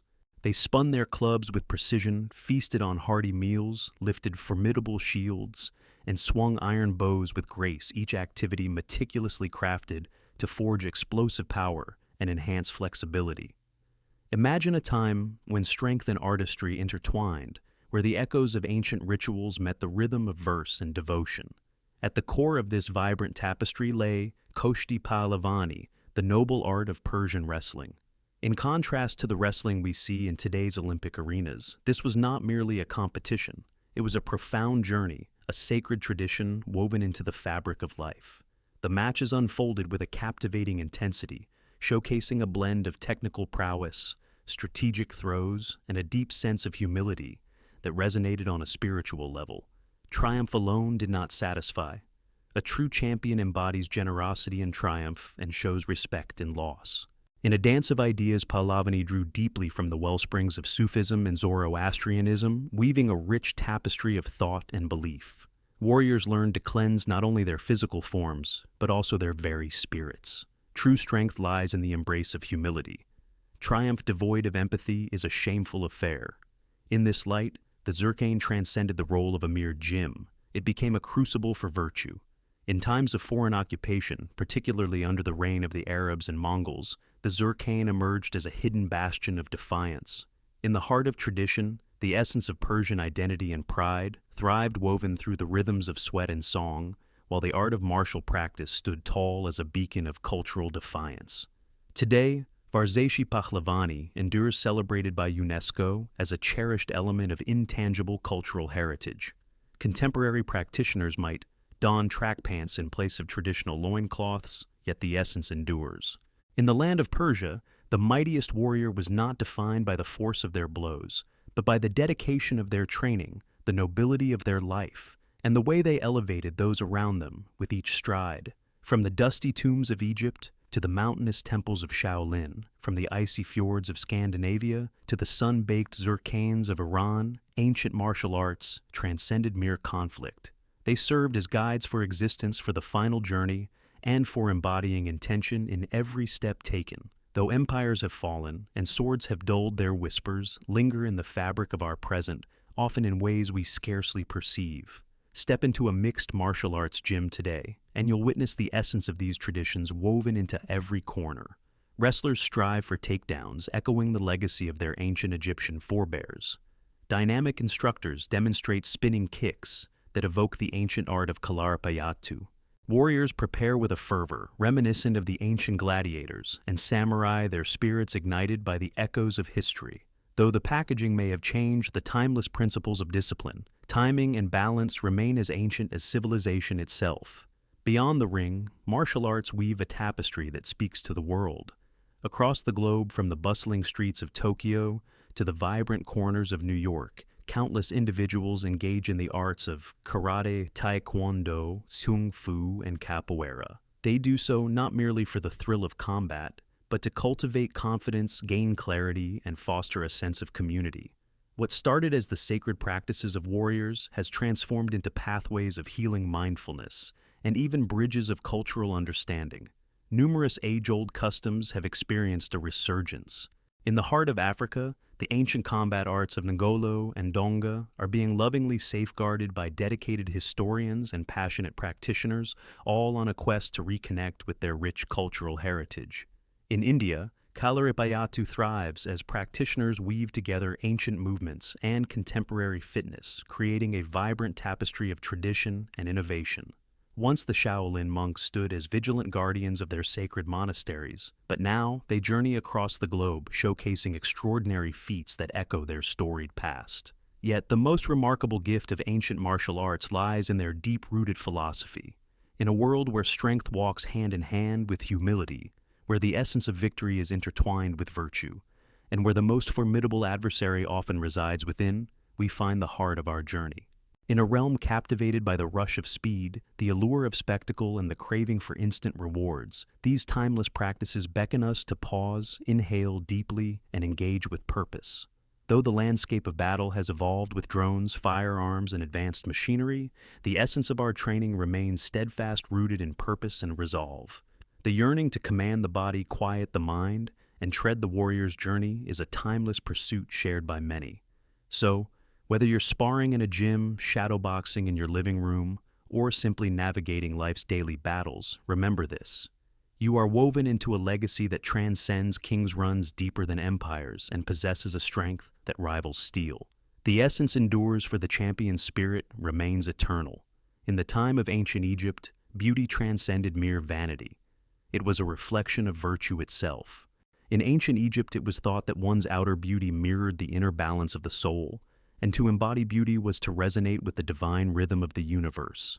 Cleanliness, scent, and adornment were not mere choices. They were sacred duties woven into the very fabric of existence. Every dawn, individuals of all genders immersed themselves in intricate ceremonies of self-care and adornment. The sun blazed fiercely over the desert, while the humidity of the Nile clung to everything like a heavy shroud. In ancient times, the Egyptians crafted unguents, rich blends of animal fats, beeswax, and oils, to lavish upon their skin, shielding themselves from the unforgiving elements and the lurking threats of disease. These balms were frequently infused with the enchanting scents of myrrh, frankincense, or lotus, aromas believed to delight the divine. Fragrance was not merely a delight for the living. It adorned the departed, a gentle embrace to enhance their passage into the beyond. Yet no tale of beauty was ever truly finished without the touch of kohl. Once upon a time, there existed a legendary black eyeliner crafted from galena, a mineral rich in lead, finely ground into a delicate powder, and blended with oils or animal fats, creating a timeless beauty staple. It served a purpose beyond mere charm. Kohl shielded the eyes from the harsh sun, and was thought to fend off malevolent spirits. The application conjured the almond-shaped enchanting gaze that graces countless temple carvings and royal portraits from Cleopatra to the young king Tutankhamun. Cosmetics held a profound significance. Colors carried profound significance. Green eyeshadow, crafted from malachite, embodied the essence of rebirth and was intricately linked to the divine presence of Horus. Red ochre adorned lips and cheeks, a vibrant expression of vitality and joy, invoking the essence of Hathor, the divine muse of beauty and love. Wigs served as more than mere fashion. They were a declaration of style and practicality, keeping the head shaved and cool under the ornate splendor of human hair beads and gold wire. Beauty served as a marker of status. The more affluent the person, the more intricate their collection of cosmetics.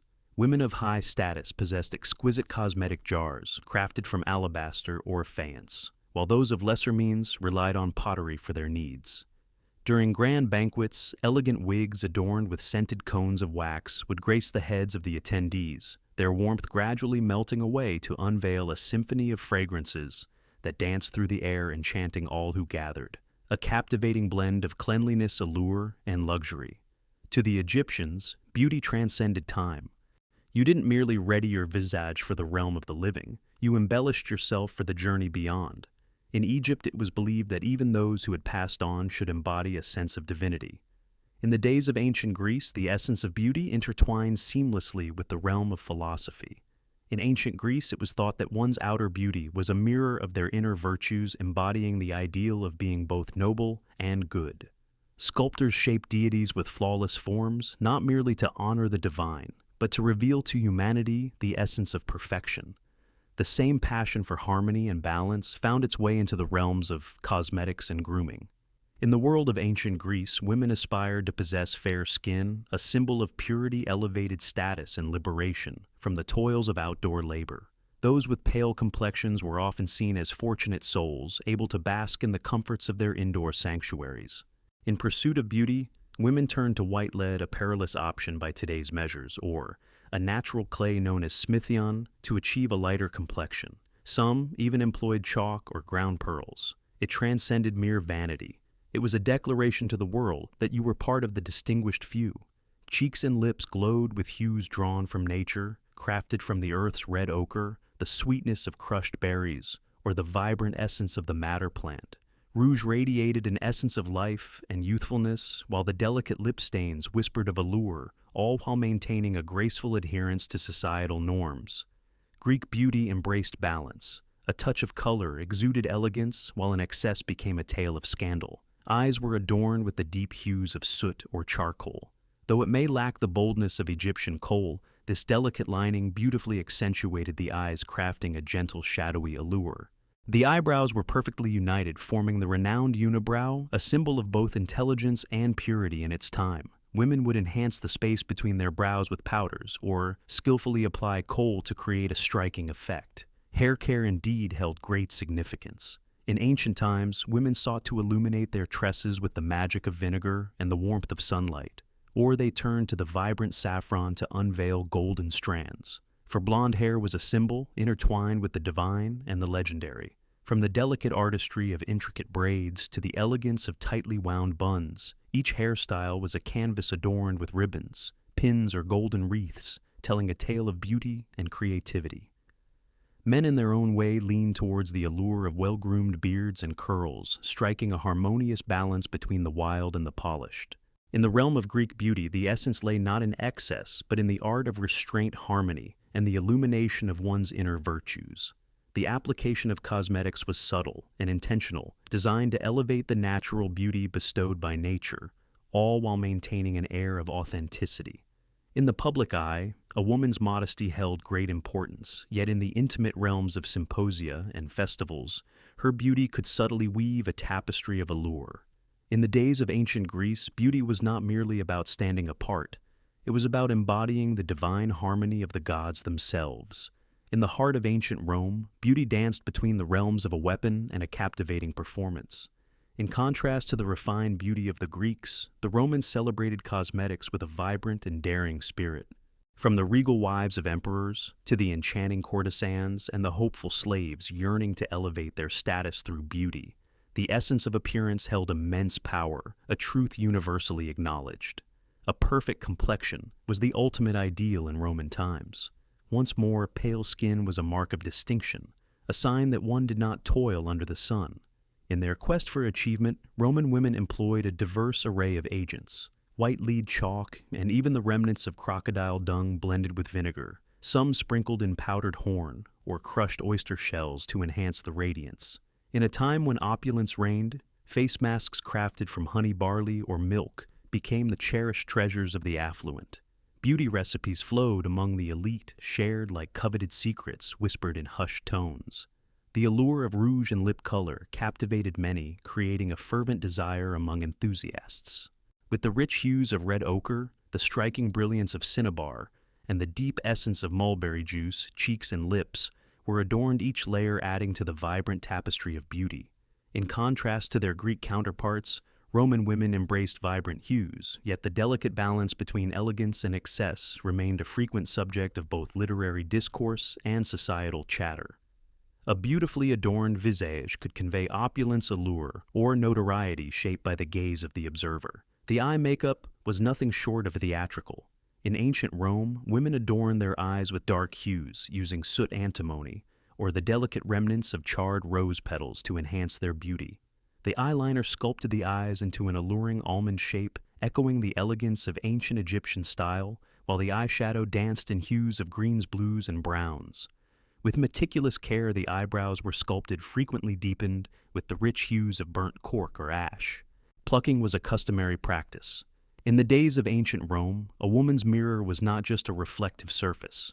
It often came adorned with tweezers, a testament to the beauty rituals of the time. Yet it was the allure of fragrance that captivated the Romans most deeply. The opulent fragrances wafted through the air, cinnamon, myrrh, spikenard, infusing every room, every garment, and every strand of hair with their rich essence. In alabaster and glass jars, treasures from distant lands like Egypt, Syria, and Arabia, the ointments were carefully preserved. A woman's fragrance became her hallmark. Even the men partook in this indulgence, adorning their togas and slaves with enticing scents, despite the admonitions of moralists like Seneca, who frequently chastised such fragrant extravagance. Once upon a time, the world of wigs and hairpieces flourished like never before. In the realm of Roman elites, a certain allure surrounded blonde wigs, particularly those crafted from the hair of Germanic slaves, marking a trend of distinction and status. Locks were artfully arranged in intricate spirals and undulating forms, secured with delicate pins of ivory shimmering silver or gleaming gold. In the grand tapestry of affluent households, the presence of hairdressers' ornatresses wove an intricate narrative of elegance and refinement. In Rome, cosmetics transcended mere beauty. They embodied status, ambition, and the grand performance of society. Each hue, each fragrance, each twist of hair revealed the essence of your identity, or the persona you aspired to embody.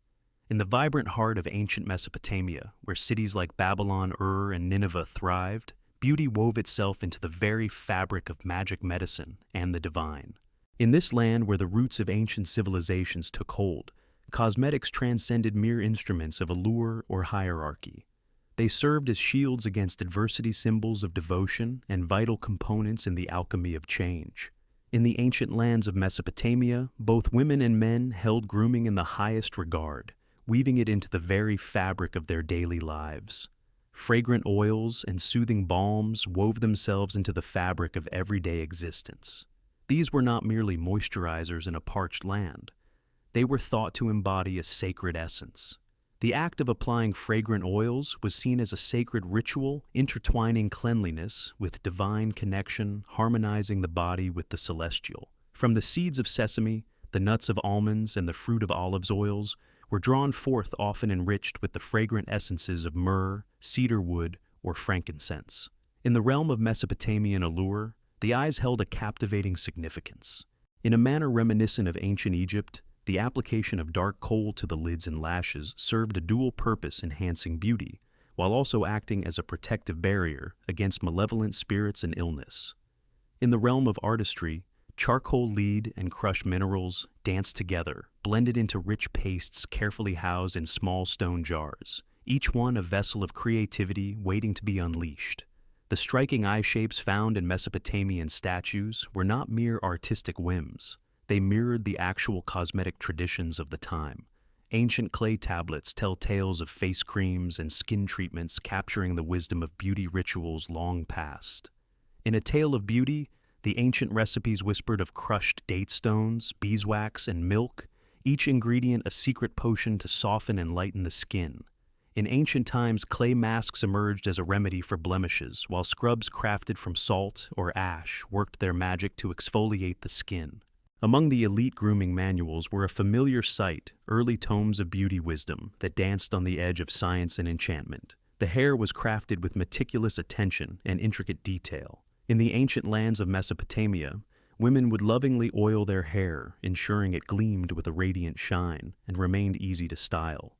They would weave their tresses into intricate braids or twist them into elegant buns, often embellishing their creations with vibrant ribbons, shimmering beads, or gleaming bronze pins. In a land where the sun kissed the sands, hairpieces and false braids emerged as treasures not as common as in Egypt, yet they whispered tales of elegance and opulence, adding volume and showcasing the wealth of those who adorned them. Perhaps the most captivating aspect was the connection between allure and enchantment. In the ancient lands of Mesopotamia, the whispers of incantations danced through the air, often invoking the essence of beautification. In the realm of enchantments, one might find that a particular oil or pigment is essential to summon love or favor. In ancient times, the art of cosmetic rituals often fell under the watchful eyes of temple priests or priestesses, particularly those devoted to Ishtar, the revered goddess of love. beauty, and war. In the heart of ancient Mesopotamia, beauty wove a spell of enchantment. Every application of makeup was a sacred ceremony, and each glance in the mirror became a dialogue with the celestial. In the ancient cities of the Indus Valley, Harappa, Mohenjo-daro, Lothal beauty whispered its secrets not through written words, but through terracotta artifacts, delicate tools, and the ethereal glow of powdered pigments. While the script remains a mystery, the cosmetic culture of the Indus Valley whispers its tales through objects that are quiet, refined, and profoundly personal. In the midst of ancient remnants, the diligent archaeologists have revealed small mirrors crafted from gleaming bronze, intricately designed combs, and smooth oval terracotta palettes, each still holding whispers of red dust.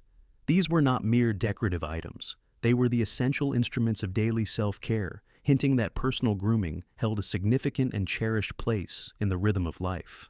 One of the most intriguing revelations is the extensive application of red pigment, probably sourced from hematite or iron oxide. When graced upon the lips, cheeks, and even the forehead, this rouge transcended mere cosmetic use. It could have represented fertility, spirituality, or even marital status, echoing the significance of the bindi in later Indian traditions. The hue of red, revered and essential, has long been a cornerstone of South Asian aesthetics, with its roots possibly reaching back to the time of the Indus civilization. Bathing was a shared ceremony, a moment woven into the fabric of togetherness.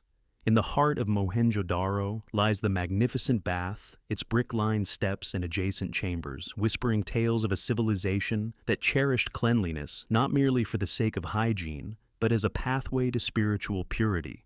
Before and after bathing, fragrant oils infused with local herbs, such as sandalwood, turmeric, and vetiver, would have been lovingly applied to soothe the skin and bring tranquility to the senses. The hair was tended to with great care, probably oiled and fashioned into elegant buns or intricate braids. Figures depict women with intricate hairstyles embellished with decorative pieces. In the ancient realm of the Indus Valley, it is said that the inhabitants harnessed the vibrant hues of nature, employing plant dyes such as indigo and henna to adorn their hair and bodies. These practices echo through the ages, laying the groundwork for traditions that continue to flourish across the Indian subcontinent today. The essence of fragrance wove its way into the narrative as well. While the pages of history may be sparse, the whispers of nature reveal a tale of aromatic resins and herbs woven into the fabric of ancient practices. In homes and temples, the presence of incense burners whispers tales of the intertwining of fragrance, holiness, and the rituals of daily life. Beauty and cleanliness intertwined seamlessly with the essence of spirituality. They wove themselves into the fabric of it all.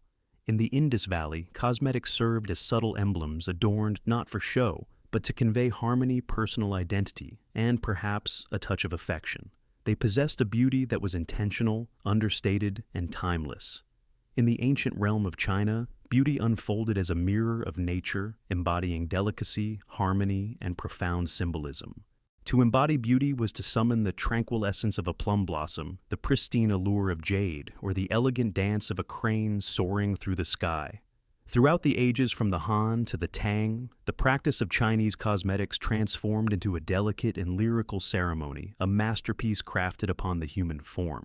In the realm of beauty, pale skin stood as the very foundation of Chinese ideals. In the tapestry of ancient cultures, a fair complexion was a mark of wealth and sophistication, a testament to a life free from the sun's harsh embrace. In a time long past, women embraced the delicate art of using rice powder, skillfully layering it upon their faces to unveil a smooth porcelain-like visage, a testament to their beauty rituals. Some blended it with shimmering pearl dust or fine powdered lead, oblivious to the lurking dangers that awaited them in the shadows of time. Blush was applied with a gentle touch, not in stark lines, but in delicate hues that echoed the softness of flower petals. In the vibrant tapestry of the Tang dynasty, a captivating style emerged known as fadian or flying dots, capturing the imagination of many. Women adorned their cheeks and occasionally their foreheads with delicate red marks drawing inspiration from the vibrant hues of nature or the tender blush of affection.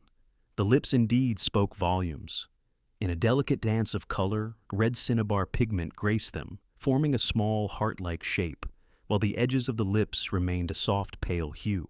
This crafted a juxtaposition that highlighted subtlety and moderation, a visual murmur of allure rather than a proclamation. Eyebrows were a canvas of creativity. With each dynasty, the styles transformed, taking on shapes that were straight arched or gracefully curved, reminiscent of the wings of a swallow. Women would meticulously remove their natural brows, only to recreate them with charcoal or black ink, crafting a new narrative for their faces. In the ancient texts and scrolls of the Tang and Song dynasties, one can uncover a treasure trove of eyebrow styles, each adorned with enchanting names such as willow leaf or distant mountains, evoking vivid imagery and artistry. Ornamental touches transformed beauty into a grand spectacle.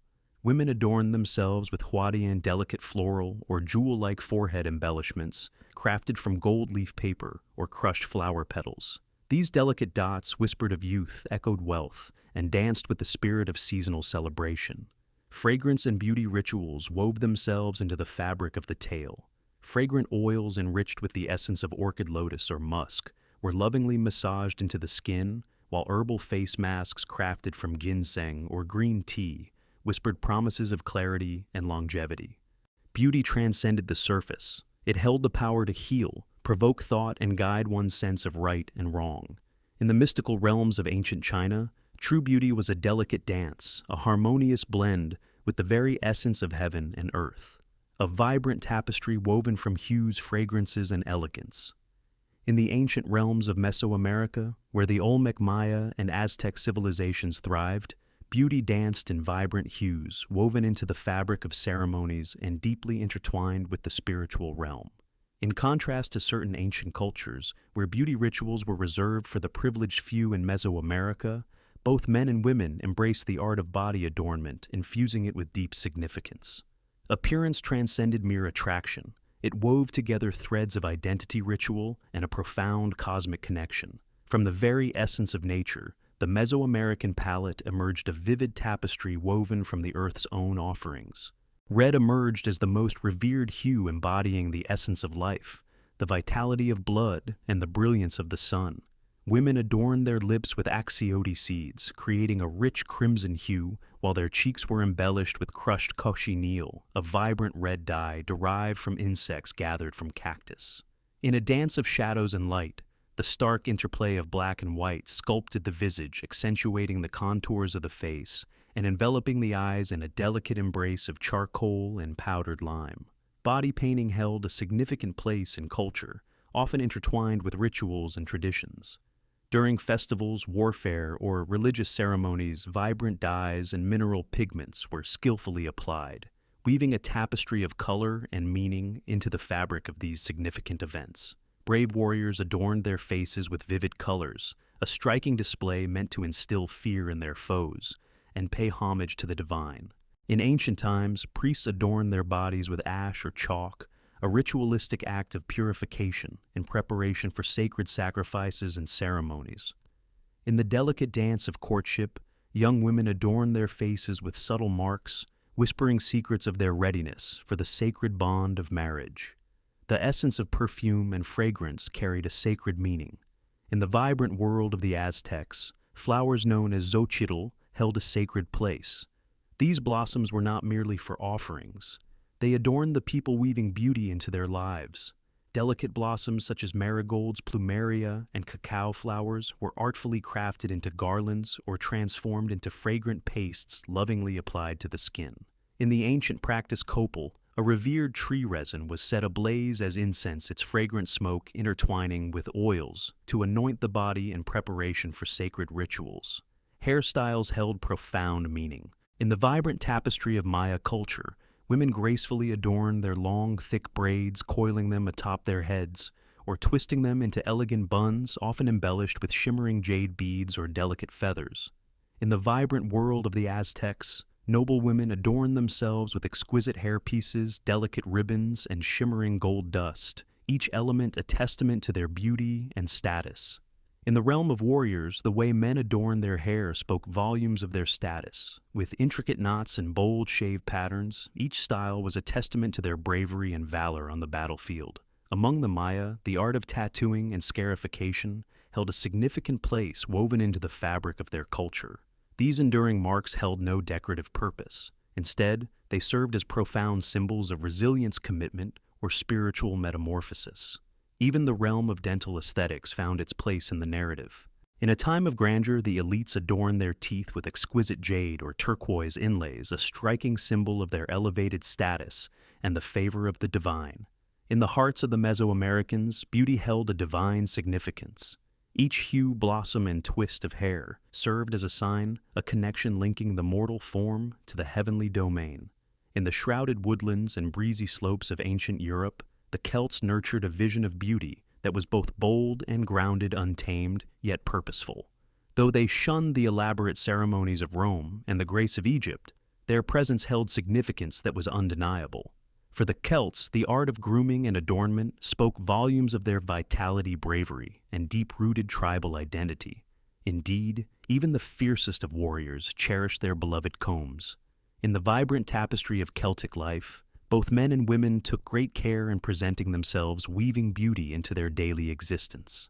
In the depths of ancient burial sites, bronze combs, razors, and tweezers have emerged, whispering tales of a time when personal grooming held great significance. Hair held a revered status, with individuals of all genders frequently donning it long and wavy, meticulously styled, using lime or animal fat to achieve volume and rigidity.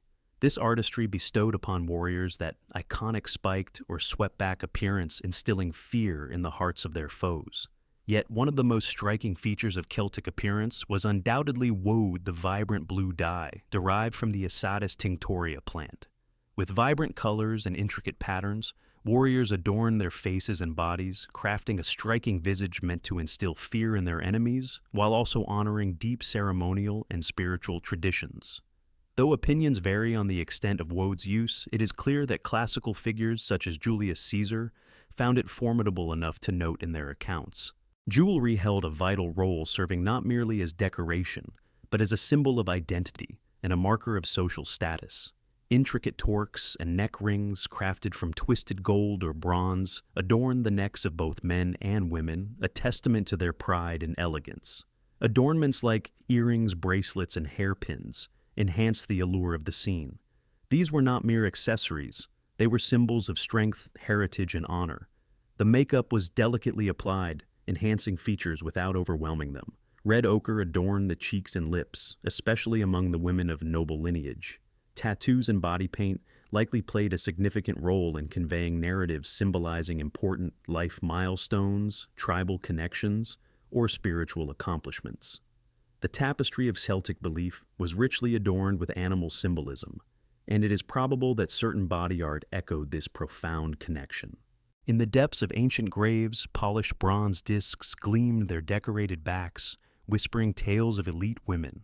These mirrors, more than mere objects, hinted at the profound significance of self-presentation, woven intricately into the fabric of social and ritual life.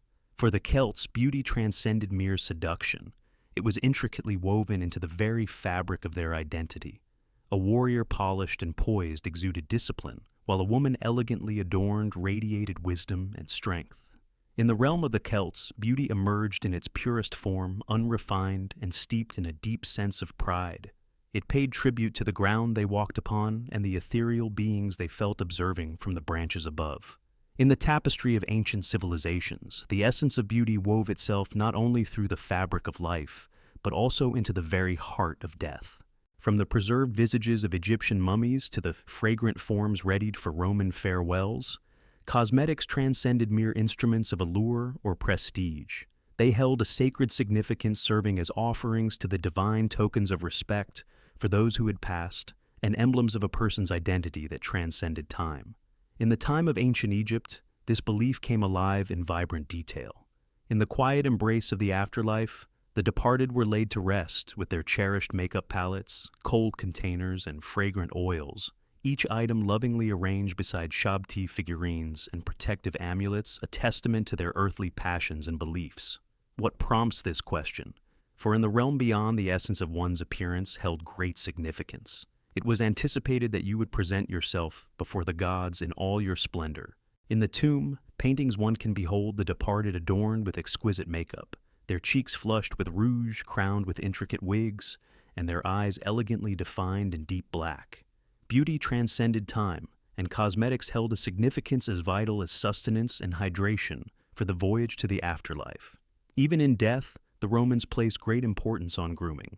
In the grand tapestry of ancient Rome, the elite adorned their bodies with fragrant myrrh, exotic cinnamon, and the rare spikenard, crafting a ritual of elegance and allure. Fragrant oils not only safeguarded the body and concealed the scent of deterioration, but they also transformed the mortal form into something divine. In ancient Rome, funerals served as grand spectacles of affluence and moral standing, where a meticulously prepared body brought honor not just to the deceased, but to the entire family lineage. In the ancient Greek tradition, the solemn rituals of farewell involved cleansing the body, draping it in exquisite garments, and embellishing it with fragrant oils and beautiful garlands. Among the aristocracy, mirrors, combs, and cosmetic tools found their final resting place alongside women treasures of beauty and self-expression interred with care. This wasn't about pride, it was about honoring the past. These objects wove a narrative about the essence of the deceased, elegant, revered, intertwined with the celestial harmony of beauty. In the ancient lands of Mesopotamia, the fragrant oils and incense flowed like whispers of the past, anointing the departed in a sacred ritual that honored their journey beyond. In ancient times, it was thought that cosmetic substances held the power to shield individuals from malevolent spirits, guiding them safely through the realms of the afterlife. Death was not merely an end, but a metamorphosis turning beauty into something vast and everlasting.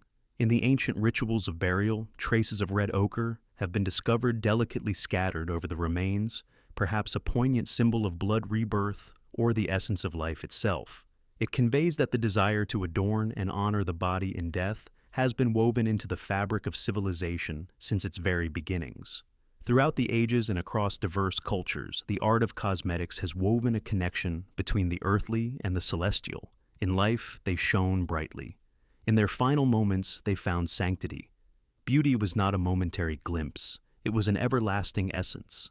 Amidst the vibrant pulse of Istanbul, where the calls to prayer echo fairy horns sound across the Bosphorus, and tourists hurry between mosques and markets, a quietude lingers. In the stillness, a cool and echoing silence stretches back through the ages.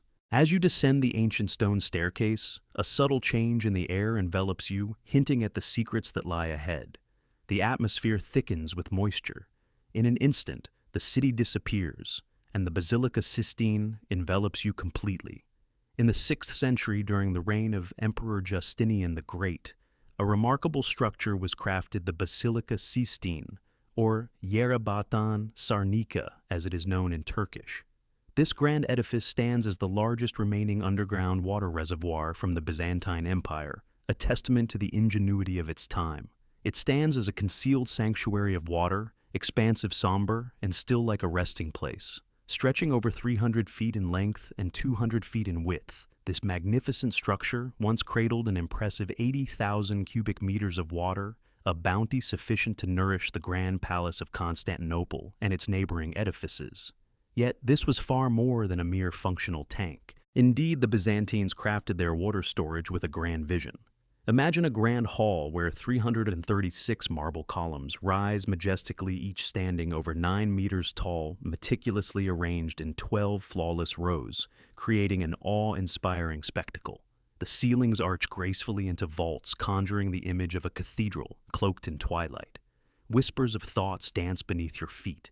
It's as though you've crossed the threshold into a shadowy realm, illuminated solely by the shimmering reflections of water and the sporadic dance of a spotlight.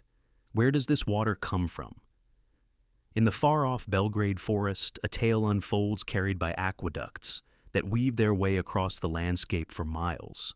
In Constantinople, water was the essence of survival. Countless times the city had faced the relentless grip of siege. In the midst of conflict, when the aqueducts fell silent and the fountains ceased to flow, the Basilica Sistine became a sanctuary nurturing life in the shadows below. For ages it lay in obscurity.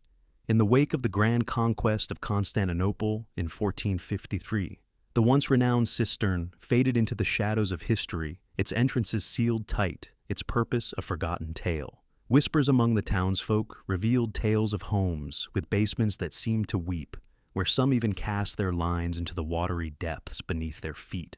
In the 16th century, a curious scholar embarked on a journey led by enchanting tales of water that softly murmured beneath the earth's surface. Today, it rises not merely as a testament to Byzantine brilliance, but as a haunting reminder of a realm that once dominated the known world. A realm where time flows like honey from the ceiling and the specters of ancient rulers glide quietly among the towering columns. To truly grasp the essence of the Basilica Sistine, one must delve into the life and vision of its remarkable creator, Emperor Justinian the Great. In the 6th century, the ruler of the Eastern Roman Empire, Justinian, sought more than just the preservation of Rome's legacy. He yearned to eclipse it. He crafted grand cathedrals, majestic courts, sturdy walls, and flowing aqueducts, a testament in stone and mortar that proclaimed Constantinople as the new Rome. And hidden beneath the city's foundation, he crafted a marvel unseen by all the Basilica Sistine. In the year 532 CE, amidst the ashes of the Nika riots that had laid waste to half the city, construction took its first breath. In the smoldering aftermath, Justinian envisioned a grand underground water reservoir, a marvel of engineering designed to nourish his reconstructed imperial palace while standing resilient against the ravages of siege and fire. It served as a safeguard and a declaration of intent. In the grand tapestry of time, Constantinople stood resilient, a beacon of strength, while the emperor remained unwavering in his resolve. Once upon a time, a grand structure rose where an ancient basilica once stood, a name steeped in history, demanding vast resources for its creation. In the depths beneath the city, a vast expanse was meticulously shaped by the hands of thousands, including those who had once worn the shackles of war. This subterranean realm, nearly as grand as a cathedral, stands as a testament to their toil and resilience. In the depths below, a grand reservoir emerged stretching 138 by 64 meters, upheld by 336 columns, many of which were repurposed treasures, remnants of ancient Roman and Greek temples, whispering tales of a bygone era. The act of reusing columns transcended mere economics. It carried a deeper significance. Justinian was, in essence, crafting a fresh empire from the remnants of the past. Amidst the echoes of history, Doric, Ionic, and Corinthian capitals stand together, each a testament to the grandeur of Rome, a legacy that has been inherited, reshaped, and ultimately submerged beneath the layers of Constantinople. The craftsmanship was truly remarkable, with vaulted ceilings that gracefully distributed weight. Brick walls, fortified by thick layers of mortar, stood resilient against the elements. Arch supports rose majestically, ensuring stability, while the lifeblood of the Sistine flowed through the ancient Valens and Hadrian aqueducts, some of which journeyed over 19 kilometers from the lush Belgrade forest. This allowed the Sistine to hold immense supplies prepared for times of drought, fire, or siege. Yet the genuine splendor of the Sistine lies in what remains unseen. It remained humble, it concealed itself, it remained hidden from the eyes of the world. In the absence of triumphal arches and gilded mosaics, the scene unfolded with a quiet dignity. In the stillness, a shadowy pulse thrums beneath the city's splendor, a hidden rhythm of utility and mystery. And yet, beneath its quiet facade, it served as a lifeline, a sovereign's response to the tumult and disarray. It murmured a single truth through each stone, that the spirit of Rome endured merely hidden beneath the surface. As you cross the threshold into the Basilica Sistine, it's as if you've unearthed a hidden sanctuary, a place where echoes of the past whisper through the shadows, inviting you to explore its ancient mysteries. A towering forest of stone envelops you, its ancient forms whispering tales of time long past. In a grand display, 336 marble columns stand in flawless formation, their reflections dancing upon the surface of the dark water. The stillness is pierced now and then by a solitary drip from the ceiling, resonating like whispers from days gone by. The irregularity of these columns adds to their eerie allure. Some possess a sleek surface, while others are adorned with elegant grooves. Their capitals dance between the elegance of Ionic scrolls and the lushness of Corinthian leaves, with some appearing to be whimsically crafted on the spot. Many of these columns tell a tale of their own, as they are spolia, architectural or sculptural fragments repurposed from the grandeur of earlier Roman and Greek ruins. Within this singular structure lies a tapestry woven from the threads of empires, reminiscent of ancient deities from forgotten temples now cast into this shadowy realm. Imagine columns rising majestically to about 9 meters, their sturdy forms cradling brick arches that transform the chamber into a sunken cathedral, a realm where echoes of the past linger in the air. The marble, steeped in the whispers of ages past, emanates a soft glow beneath the cistern's muted illumination, hues of yellow, gray, and pink dancing across the stone like the flicker of candlelight caught in still waters. Amidst these grand pillars, two emerge with a haunting beauty: the Tyr column and the Medusa columns. The Tyr column, known to some as the Weeping Column, is adorned with intricate engravings that evoke the image of peacock eyes or delicate teardrops swirling in a mesmerizing dance. There are those who hold that it was sculpted as a tribute to the souls who perished in the making of the cistern. Whispers of old tell that should the column's droplets fall upon you, fortune shall follow, a poignant tale for a sight steeped in remembrance. The arrangement of the columns, 12 rows of 28, held a purpose beyond mere chance. Their arrangement wove a tapestry of symmetry and balance, echoing a Byzantine fascination, deeply intertwined with the legacies of Roman engineering and the celestial visions of Christian cosmology. In a realm seldom glimpsed by many, the beauty of arrangement held great significance. The Byzantines recognized the inseparable bond between beauty and function. Through the passage of time, the gentle embrace of algae and the slow accumulation of minerals have blurred the once sharp edges of the columns. Once upon a time, roots wove their way through the cracks in the ceiling, while bats found their sanctuary in the graceful arches above. Time flowed like a gentle stream, polishing all it touched to a soft sheen. Today, as I wander among these towering columns, it feels as though I am gliding through a dreamscape where the realm above has overlooked something hallowed, patiently lingering in the shadows. In the far northwest corner of the Basilica Cistern, nestled beneath two grand marble columns, rest the most mysterious relics of the entire structure: two colossal stone Medusa heads. One lies on its side, while the other is turned on its head. Two ancient faces emerge from the depths, their silent gazes fixed upon the world above, as if poised for the moment when the right question will finally be asked. From whence did they emerge? Only whispers linger in the air, shrouded in mystery. It is thought by scholars that the heads were probably sourced from a Roman temple or public building, repurposed as column bases during the construction in the 6th century. Behold the wonders of Roman craftsmanship, where each stone tells a tale rich in detail, full of emotion and hauntingly real. And yet here they linger enveloped in quietude, transformed into mere support for the framework around them. It feels like the Gorgon with her serpent locks has been cast into the shadows, bearing the heavy burden of the empire she once dared to challenge. The curious positioning of one head sideways and the other upside down has captivated historians for centuries. Some believe it was merely a matter of practicality, a means to ensure the blocks nestled beneath the columns. Yet the Byzantines were far too meticulous, too steeped in symbolism, for that to be the sole explanation. Intriguing theories propose that the placement was deliberate, aimed at diminishing Medusa's power, a method of disarming the legend, making her stone-casting gaze innocuous beneath the earth. Some speak in hushed tones of richer meanings hidden beneath the surface. Medusa emerged as a beacon of defiance, embodying the fierce essence of the monstrous feminine, a force of power that invoked both fear and retribution. To position her beneath the feet of the empire, quite literally, could be seen as a subtle political statement, a sculptural manifestation of control, or perhaps the contrary, a clandestine uprising etched in stone, concealed deep within the underbelly of Constantinople.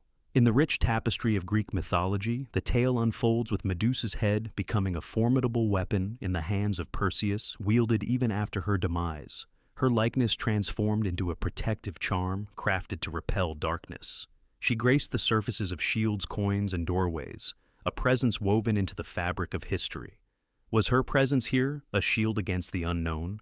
Was she confined in the cistern not as a form of punishment, but rather to protect the sacred waters that lay beneath the city? Today onlookers linger before the Medusas, enveloped in silence. The atmosphere thickens in their presence. Regardless of your stance on myths, their existence is unmistakable. In the Basilica Cistern, one does not merely gaze upon Medusa, her gaze lingers on you, a silent observer in the shadows. In the storied streets of ancient Constantinople, the essence of life flowed through water. In the heart of the city, where the towering walls whispered tales of old, the gold-covered churches gleamed like beacons of hope, and the imperial courts echoed with the footsteps of history. Yet devoid of water, it transformed into nothing but a lavish tomb. The basilica cistern was more than a mere architectural wonder. It was a strategic resource. Concealed beneath the very heart of the city, it stood as a quiet guardian, offering sustenance and hope in moments of siege, drought, and calamity. The heart of the Byzantine Empire faced unrelenting dangers. For centuries, the city stood resilient against a tide of adversaries: Persians, Arabs, Bulgars, Crusaders, weathering countless sieges with unwavering strength. Among the most harrowing tales is that of the Arab siege of 717–718 CE, a time when the people endured the relentless strain of dwindling food and water supplies for more than a year. Though aqueducts could be severed or tainted, the hidden cisterns, carefully sealed and prepped, safeguarded Constantinople from defeat. In the heart of the city, the basilica cistern stood as a silent guardian, its vast depths providing sustenance to the palace and the surrounding neighborhoods during those trying times. The water flowed in from the distant Belgrade forest, a remarkable journey of over 19 kilometers. In a time long past, a remarkable network of elevated aqueducts, with the Valens Aqueduct standing as a testament to ingenuity, brought life-giving water to the bustling city. This precious resource was then carefully stored in both open-air cisterns and grand covered structures, ensuring the community thrived. In a hidden realm beneath the city, the basilica cistern emerged as a sanctuary shielded from the relentless heat, the harsh glare of sunlight, and the taint of the outside world. In a time when urban landscapes faced the peril of desolation that was nothing short of groundbreaking, yet water held significance beyond mere strategy. It held a deeper meaning. In the rich tapestry of Byzantine theology and imperial iconography, water emerges as a potent symbol of life, rebirth, and the grace of the divine. To master it, particularly in the midst of a siege, was to demonstrate that divine favor still shone upon the city. This is the reason behind the exquisite craftsmanship of many of Constantinople's cisterns, which served not just a practical purpose, but also an artistic one. The basilica, adorned with its towering columns and haunting magnificence, stood as a solemn testament to endurance. Amidst the chaos of the Ottoman conquest in 1453, as the city above succumbed to flames and ruined, the waters of the cistern below held their serene stillness. In the wake of the conquest, it faded into obscurity, locked away, and left to gather dust. Yet, in those concluding Byzantine years, it had fulfilled its role.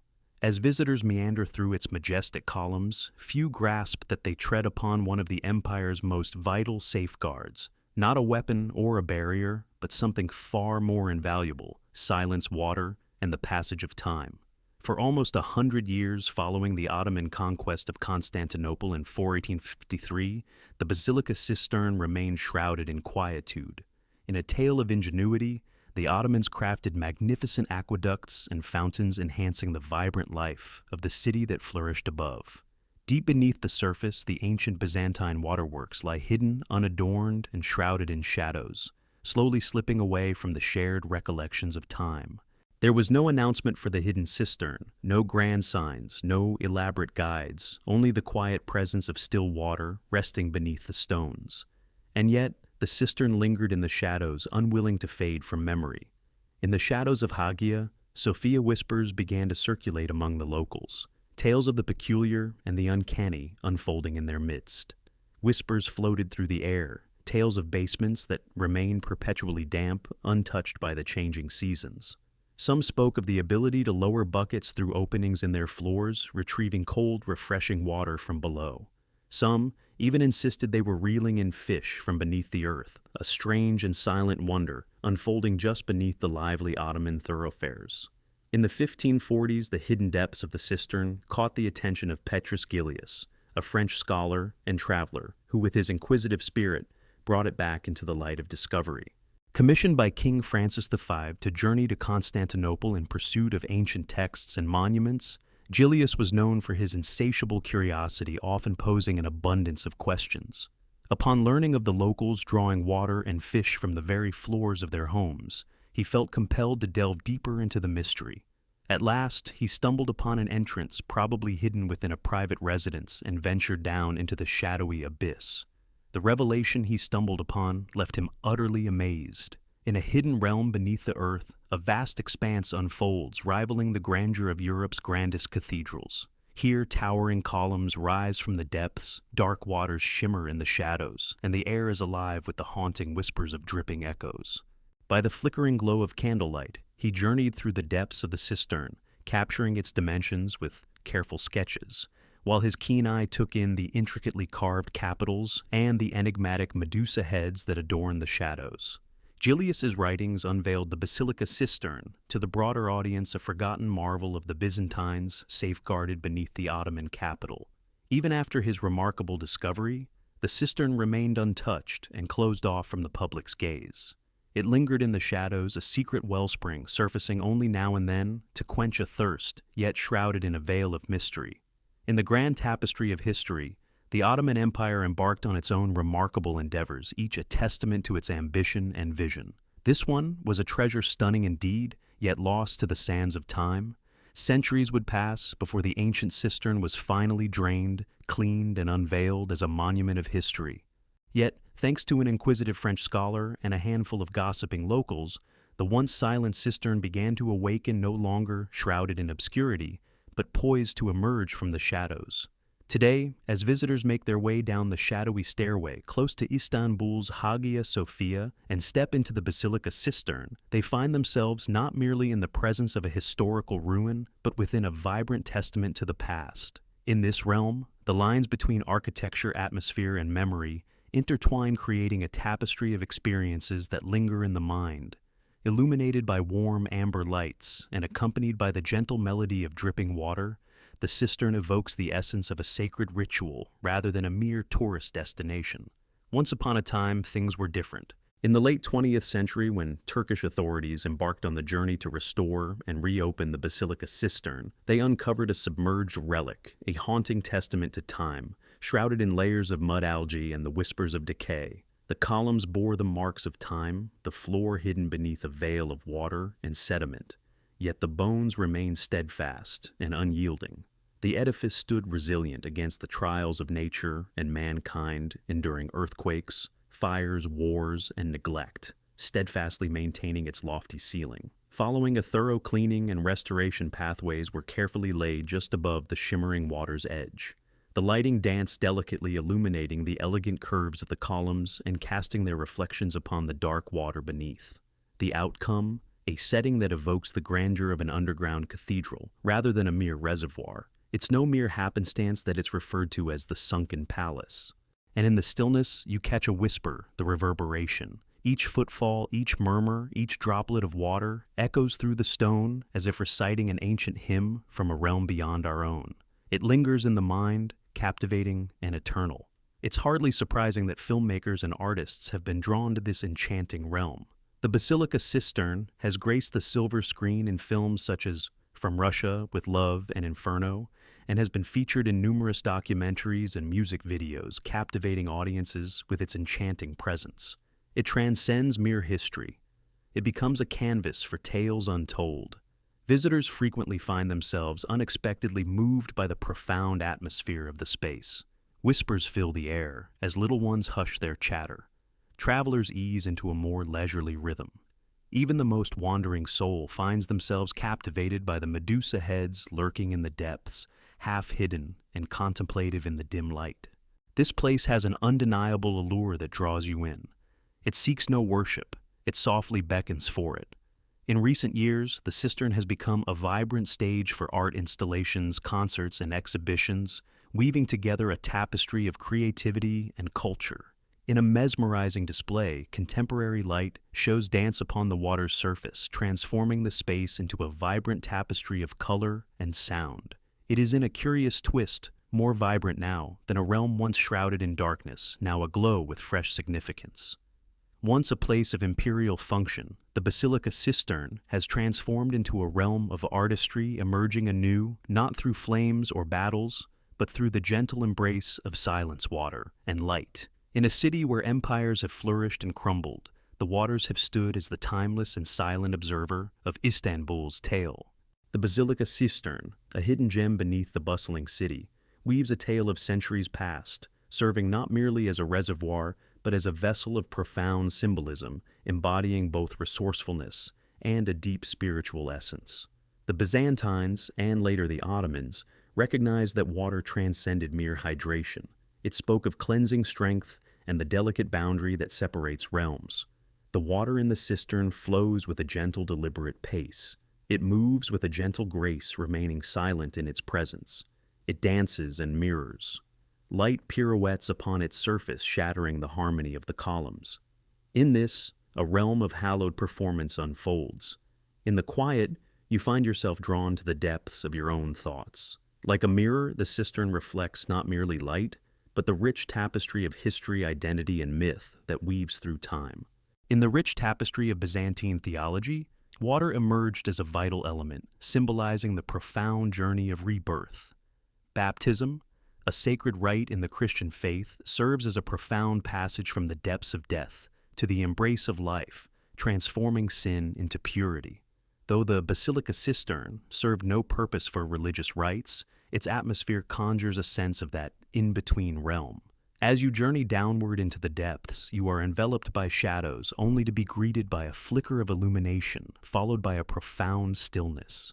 It feels like traversing a sacred rite, silent yet profoundly revered. Some scholars suggest that the placement of the cistern in close proximity to the Hagia Sophia and the Great Palace was a deliberate choice. It stood not merely as a structure, but as a beacon of hope and reassurance. The emperor's court rose not from barren earth, but from the vibrant currents of life itself. Underneath each regal seat, a flowing stream awaits. In the shadows of every law, contemplation resides. Water was held in high esteem by the Ottomans as well. In their gardens, palaces, and mosques, the design gracefully embraced the allure of fountains and pools, weaving a narrative of beauty and tranquility. Water symbolized a profound grace in Islam, a gentle mercy, and the architectural water features served as a reminder of the paradise that awaits the faithful.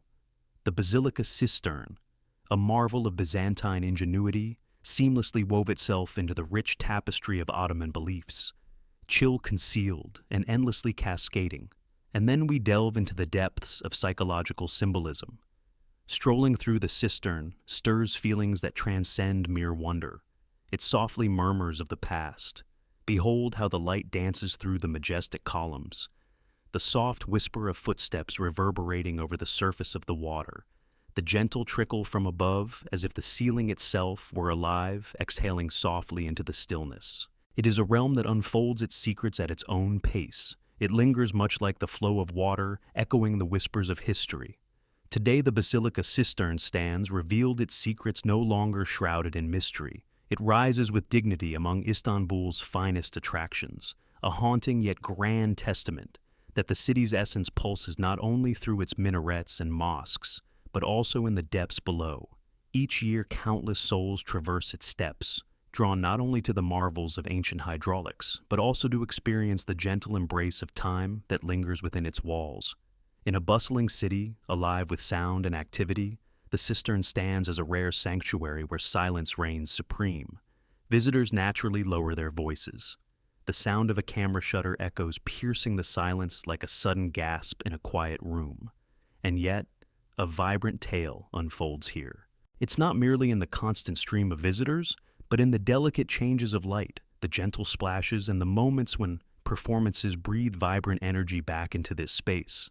For the past 20 years, the cistern has been a vibrant stage for art exhibits, mesmerizing laser shows, enchanting classical music concerts, and immersive sound installations that weave together the threads of history and modernity.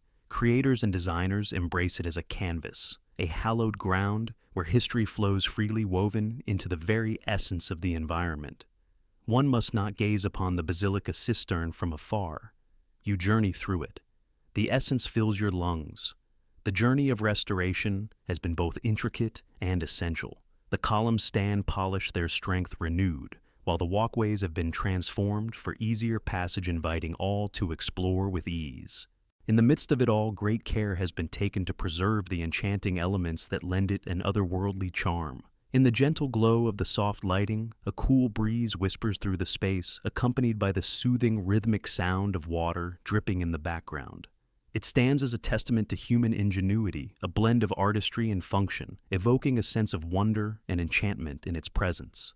In an age where the clash between function and beauty rages on, the Byzantines crafted a water tank that rivaled the splendor of a cathedral. That paradox continues to astonish those who come to witness it. Above ground, Istanbul thrums with vibrant life.